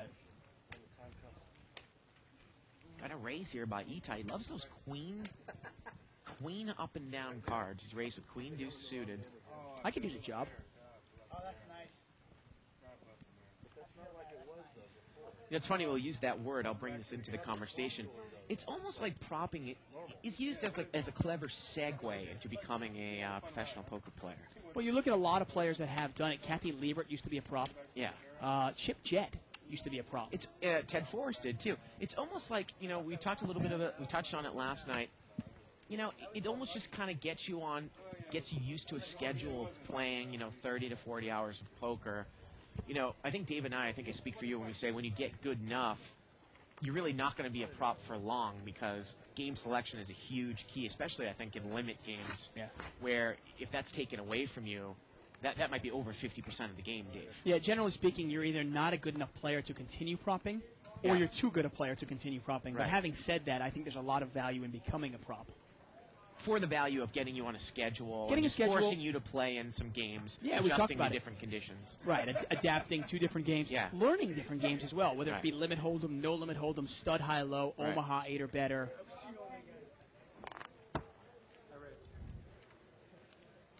And Kelsey's going to raise out of the blinds here with ace queen offsuit, tough hand to play out of position. Going to make it 30 to go. And Cabby Joe's going to call with a really pretty weak hand. Speculative king 10 offsuit. Here we go to the flop. Well, he's flop top pair. Yeah. And I guess when you're in there with king Kelsey 10, checks. Wow. Would you ever check behind here, trying to induce a bluff? I mean, is your hand strong enough to do that? Well, he's going to bet. I wonder if you check behind, though, do you not get any information? Does Kelsey maybe have an overpair? And, Kelsey's going to call. Boy. He's going to check call with ace-queen. You wonder if he's trying to set up a move here or what? Well, the turn's at 10, and now Cabby Joe's got tricks. Let me ask you this. Would you ever check the turn? I don't think I would. I think Kelsey is trying to sandbag something the way this hand is played out. You think he's got aces? And Cabby Joe checks right behind him, and the river's an 8. And what is Kelsey going to do? Will Kelsey fire at it, try to bluff at it? Now, Kelsey's not usually a big bluffer, but there it is. He's induced this bluff. But my question is, if he thinks his hand is good in showdown, why doesn't he just check call the river? Why bet here? Well, I think when Cabby Joe bet there, I don't think it is. And Cabby Joe is just going to call. He never made – so he actually made the minimum on the hand. Well, I mean, I guess you could say he induced – well, yeah, he induced the bluff there on the river. I just think that the way that hand played out, I think Kelsey's sandbagging something. Well, and I guess that's why Cabby Joe just called. He said, you know what? He's either got pocket sixes or ace 10 or nothing at all. And I don't want to get stuck here, lose my whole entire stack. Now, give him credit, obviously. You and I are both proponents to playing your hand strong, but every once in a while you can kind of mix it up. And in that case, he checks on the turn, keeps the pot small just in case Kelsey was sandbagging pocket sixes, checks that turn, and he induces a bluff. Where if he had bet the turn, I think obviously Kelsey throws his hand away. Nice play by Cabby Joe. Button moves over here to seat 1.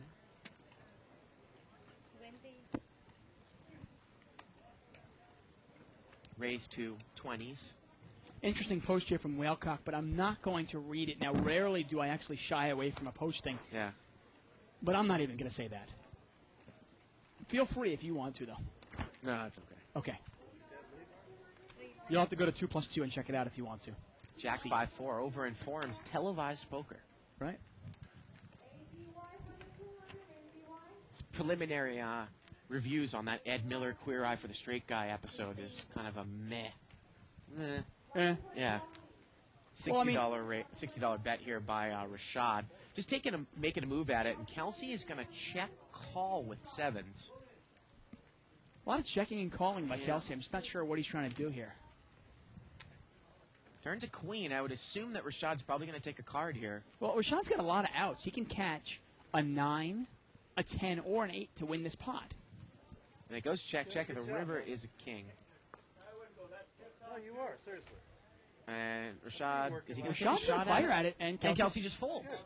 Yeah, I mean, Well, it's funny, you know, if you look at the king, though, on the river, if the guy bet the flop, Dave, and let's say you think he has some sort of draw, so you check call with 7s, what, and now he checks the turn, what does the king change? well, he might have had king jack. Yeah, and then he would check the turn with king jack? Okay, maybe.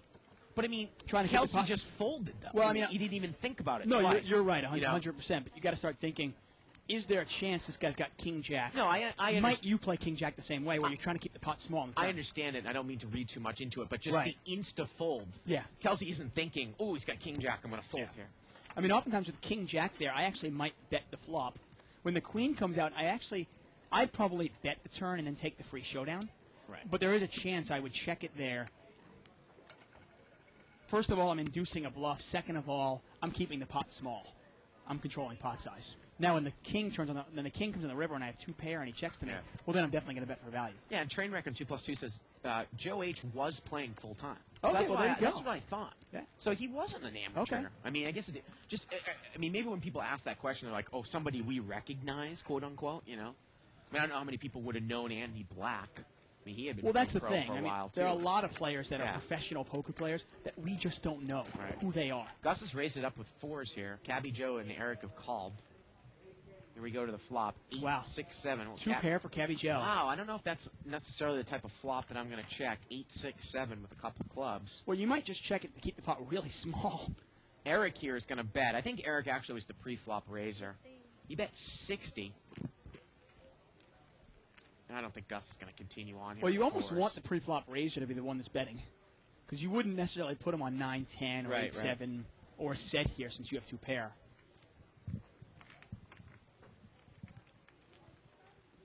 And I'm not sure what Gus is thinking about. Gus has got an under pair to the board. And if a 5 were to come, how valuable is this straight? See what Cabby Joe's going to do. He's going to pull the check raise. Yeah, I'm not a big fan of the check raiser. I don't want to commit too many chips with this hand, do you? Well, remember, Eric was the pre-flop raiser, so it's very difficult to put him on a range of hands that you don't beat here. Yeah, you're right.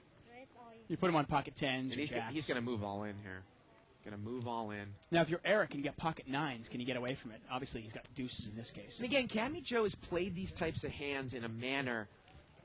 You know, you look at it, and look at Eric's chip stack. If Eric had aces here, he still might call anyways, but if he was deeper, if you play this move as a check, Eric bets with aces or kings, and you now check raise all in, I think Eric's going to get away from 2 red aces here.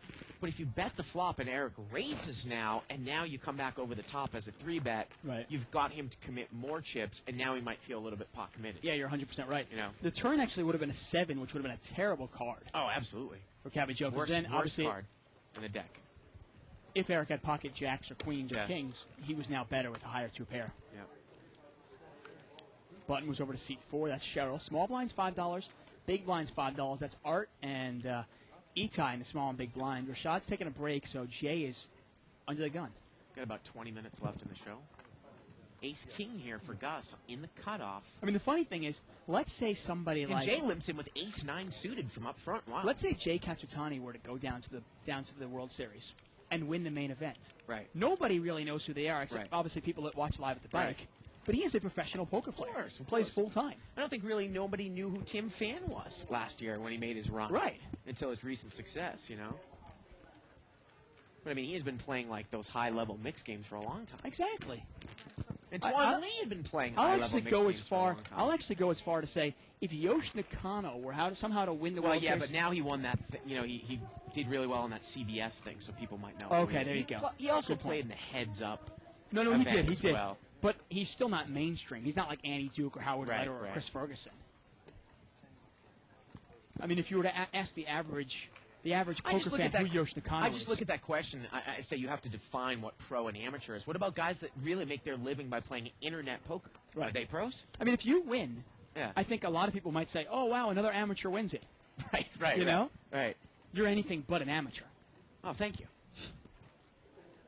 And now Eric's getting a little impatient. He's going to raise it up with pocket fours. I mean, I think the last time an amateur really won was Chris Moneymaker. He was a true amateur. Yeah, Robert Varconi, a true amateur. Yeah, Those two guys. Raymer was not an amateur. No. Yeah. And Ronnie points out that Chris Moneymaker is still an amateur. Moneymaker was like the dream case for the boom of poker. First brick and mortar tournament ever. First time he had played live. Please. Yeah. The internet poker world and even the brick and mortar world could not have scripted it better. Yeah. They said, "Wow, let's get Joe Nobody with the last name of Moneymaker." Right. Who didn't even want to play in the tournament. He wanted to sell his seat for the $10,000 so he could pay off credit card debt. Yeah. But they couldn't do it. He said he had to play, so he goes, "Okay, well, I'll go play then." Yeah. And he wins millions of dollars, and now he's obviously unbelievable. They could not have scripted it any better. It's really not a good thing. I looked for that thing. I was playing baseball. They have to reprogram it, that's why. Yeah.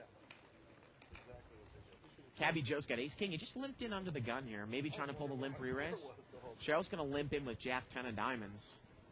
Now, Button's got Jack 9 offsuit. Is Ite going to raise? No, he's going to limp. This is going to be limped around, Dave. Yeah. 7 ways. Jay's got a nice hand for the blind. He's getting a free ride with the ace deuce of hearts. Here we go to the flop. Well, flop really hasn't hit anybody, has it? I mean, there's queen 8-6 out there. I'm trying to think if anybody's really got much of anything. A couple of gut shot straight shots. Rashad's got the best hand here with a pair of 6s right now. And this might just get checked around. I mean, maybe Itai takes a shot at it with his gut shot. Did you ever take a shot at it if you're Cheryl here with Jack 10? Yeah, I mean, anybody can take a shot at it in late position, and Itai's going to take a shot at it. It's a pretty big pot at this point, and he's going to shoot some money in there. Itai actually has 3-5 here. Art's got the Jack 9. He bets 15, so this is pretty much stone cold. Oh, okay. Here. Thank you. A check call by Cabby Joe, just taking one off. Don't really know why. Eric is going to call with 9-5. Now, Cheryl's got a gut shot to the 9 here. She calls. And Art's going to call now. He also has a gut shot. He needs a 10. Here we go to the turn.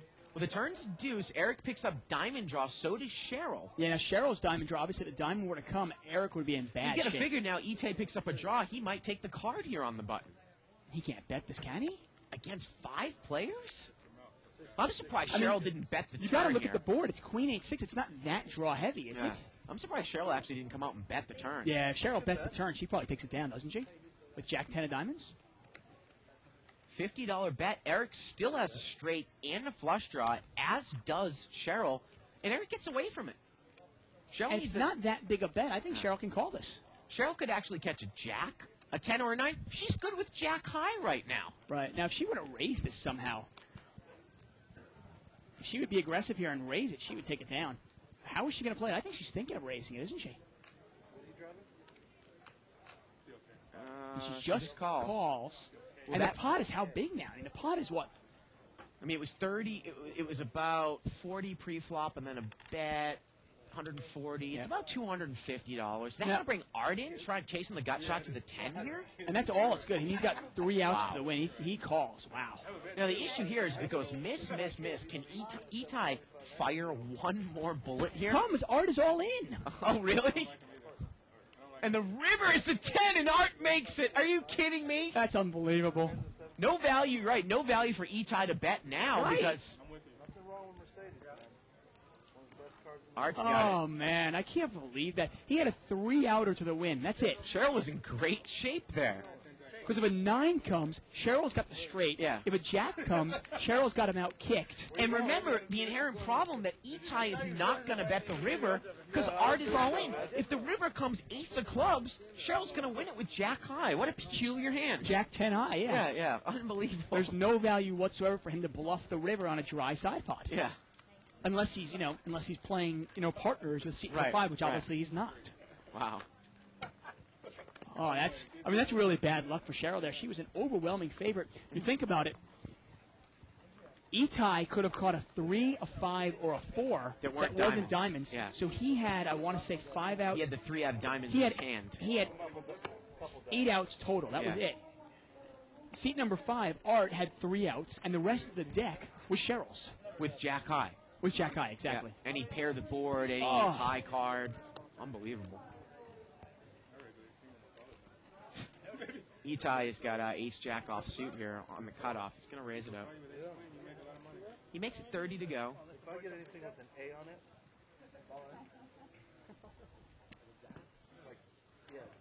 Wow, and this is an interesting play here. Rashad is actually going to call him. He's fairly deep, and he's calling him with 9-6 of diamonds. Yeah, that big licked suited. Here we go. Well, he's hit the 9. Not necessarily what you want to hit. He is heads up in position. Yeah. Let's see how Itai plays this. Might you ever raise this? I think you actually might raise here. This is what we talk about when you Get have information? a weak holding here. Because you're not going to just keep calling. Now, there's nobody behind you, though. Yeah. Might you raise here again for that little pot, like a pot control raise, as we say? And obviously fold it to a re-raise? Yeah. And it looks like he's just going to call it. Maybe a mini raise? I'm not sure. We'll see. He calls. And he just calls, and the pot is quickly about $150. Well, the turn to 7 really doesn't change anything. No, that doesn't scare me. I mean, you figure Itai's either got an overpair.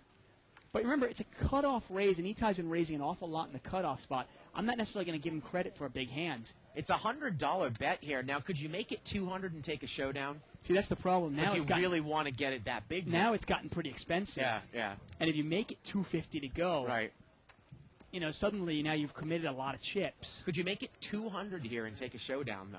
If you not wanted to continue. Not a bad play, although it's a small raise, and that's what he's going to do. Look at that. He's going to. Looks like he's going to make it 300. He's going to make it 300.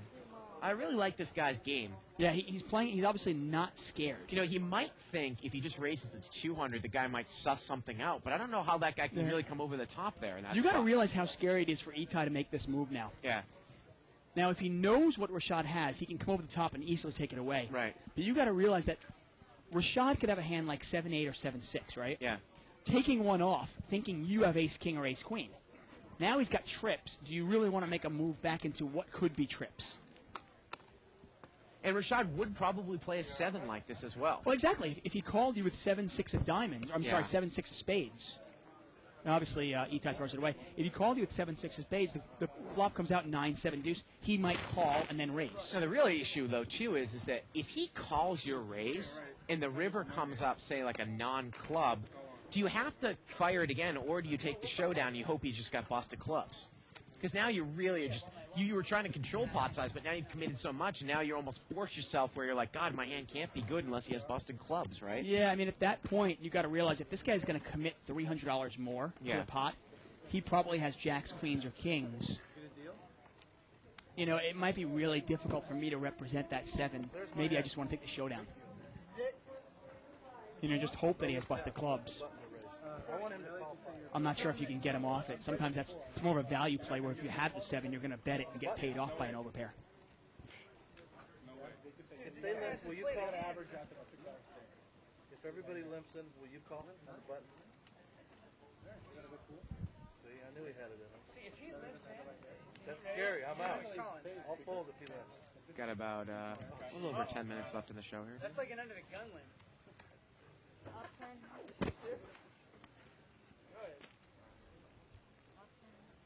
And we're going to see this 1, 2, 3, 4 ways here.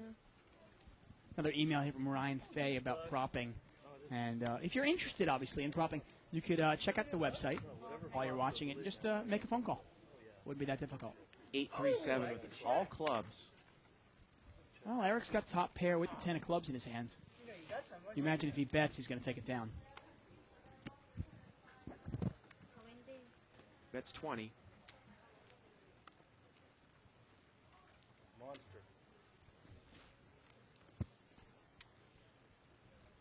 Right color, wrong suit. And that's going to do it. Going to take it down there. Did Cabbage Joe just say right color, wrong suit? I thought he had King 9 of hearts. Another post on 2+2 about Jay saying that he's actually a pro grinding it out online in the 50 cent to $1 and 1-2 no limit games. There you go. I wonder how much you can make playing 50 cent $1. Well, if you play a lot of tables, you play play 8 tables, 600 hands an hour. It's a lot. Well, yeah, if you're thinking about it, if you're playing maybe like 4 or 5 hours, chip Chip count count of the night here. Shad. Wow, look at that. 1,700. A lot of money on this table, huh? Let's take a look at the differences here for the night. Rashad, the big winner here with 1,200. Jay with 630, playing no hands.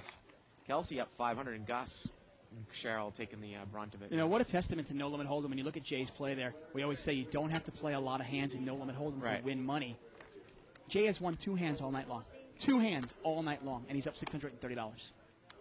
Well, it sometimes seems a little easy when you've got aces and the other guy's got kings, and he's on the short stack. Of course, obviously, something like that has to happen.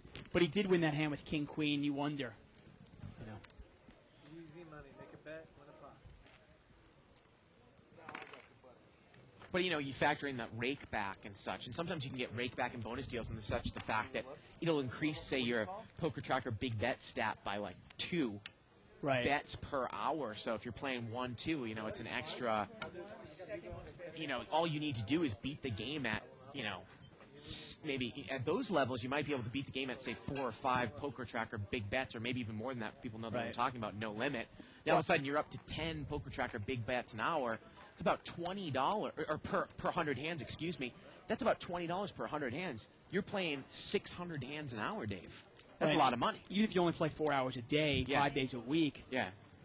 Yeah, I mean, obviously the money adds up just in the rake back. If you're making $10 per 100 hands you play, and you can play 500 hands an hour, 2,000 a day.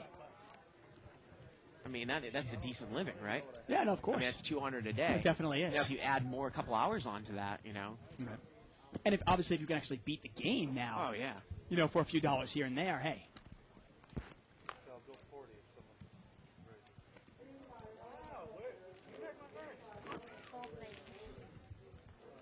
Four-way action here. Got a raise here. Was it by Rashad? In seat 7?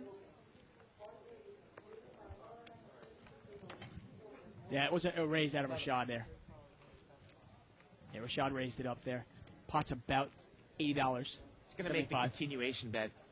Yeah, nobody's going to call this. Everybody. Obviously the power position once again.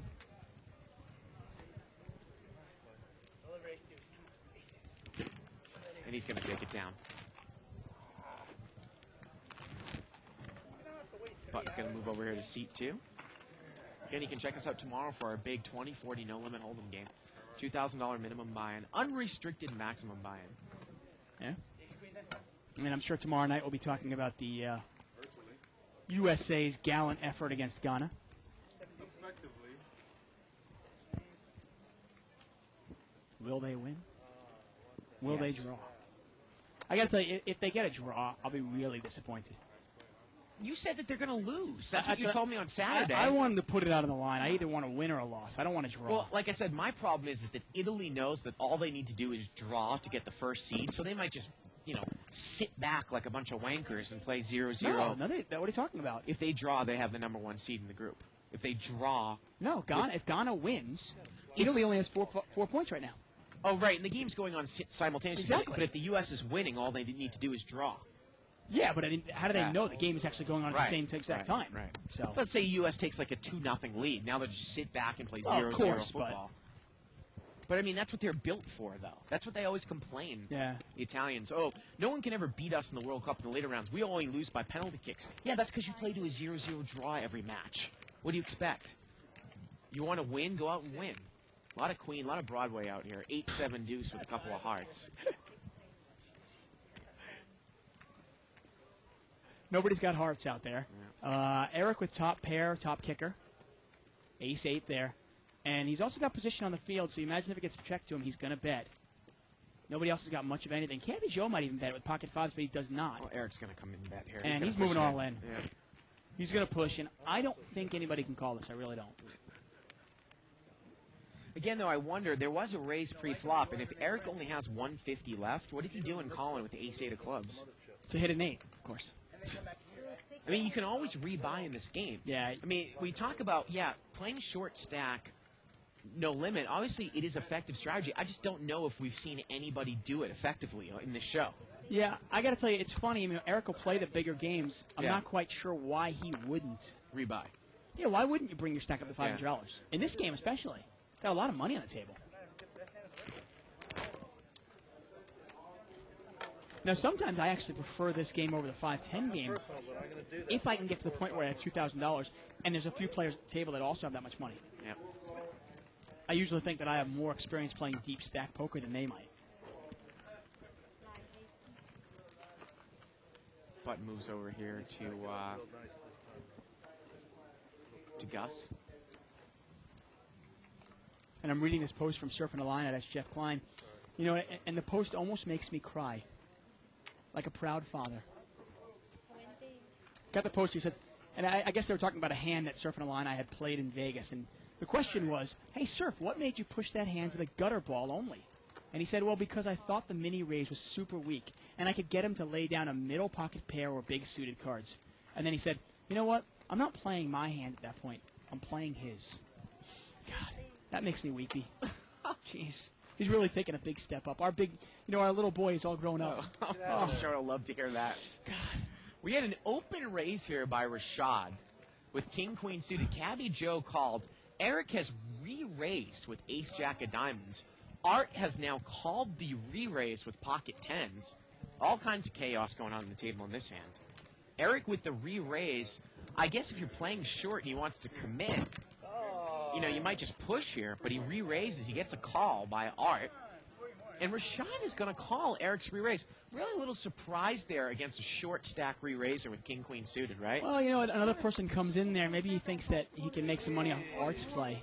Yeah, but Art really isn't all that deep either. Yeah, I agree with you. Here we go, three-way action here. 5 deuce deuce here. Well, Art's got the best hand. How is he going to play it? I got to tell you, if you're Art, I bet right into it, and I want to see where I'm at. And he's going to bet. Yep. I like the play. And he gets a little bit of information here because he's going to see Rashad lay his hand down, and obviously he can play accordingly against Eric now. He's going to bet 75 here. Now, a board like that, you look at that board, 5 deuce deuce. You know, not real draw heavy. Obviously, you wouldn't imagine your opponent would be in there with 3-4 in a raised pot. Pretty easy lay down for Eric.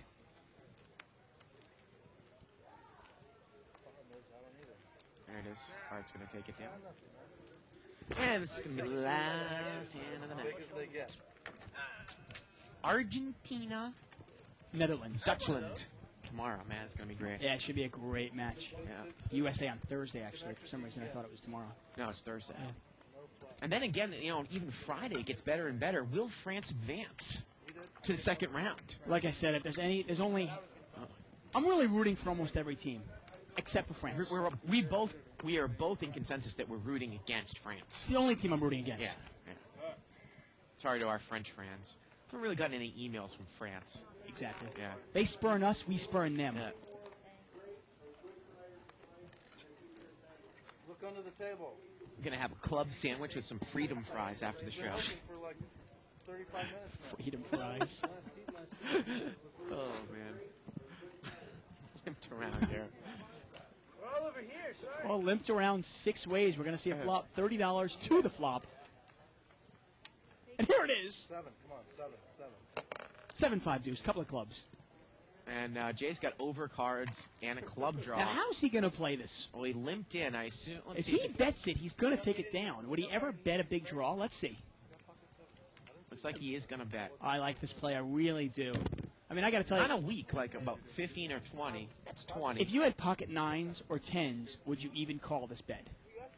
I mean, you think of all the hands that Jay might have. Cabby Joe's going to call with deuce 3. That is unbelievable. You wonder, can this guy get action playing peddling the nuts? He's going to get a call by ace 3. And Ace Art's 3? How about deuce 3? Deuce 3. And Art's thinking about calling with ace 10 here. Really? I mean, it's amazing. I mean, I guess, hey, you know what?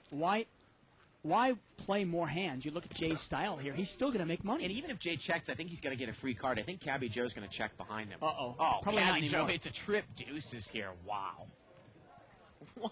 What a turn. I got to tell you, though, do you even love your hand, though? You got to think of what hands Jay might have here. Jay could have a set of 5s or a set of 7s. You never know. Well, let's see if Cabby Joe's going to raise him if he bets out again here. You might be scared that he would play a set like this. Remember, he's only put money in the pot 3 times. He's going to bet 40. One was the top 2. And just a call here by Cabby Joe. Now the question is, if Jay misses, is he going to be able to fire a bluff bullet? Yeah, well, so far he's controlled the pot. He's kind of named his price for his draw. Now the river's a 10. And he's whiffs. missed. What is he going to do?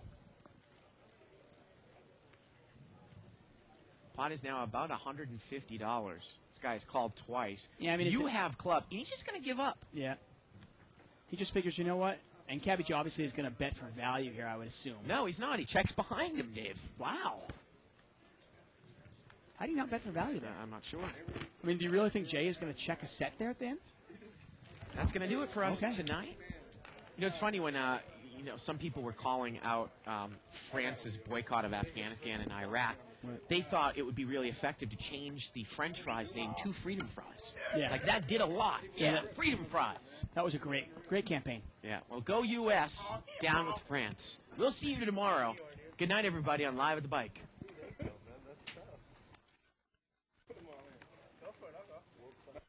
It's here. It's big. And it's closer than you think. It's not a tournament. It's what you don't see on TV. The cash is real. The stakes are high. They bet big. They win big. They lose big. High stakes live action poker. Live at the bike. Watch it live on the web or play it if you dare at the Bicycle Casino right here in Los Angeles.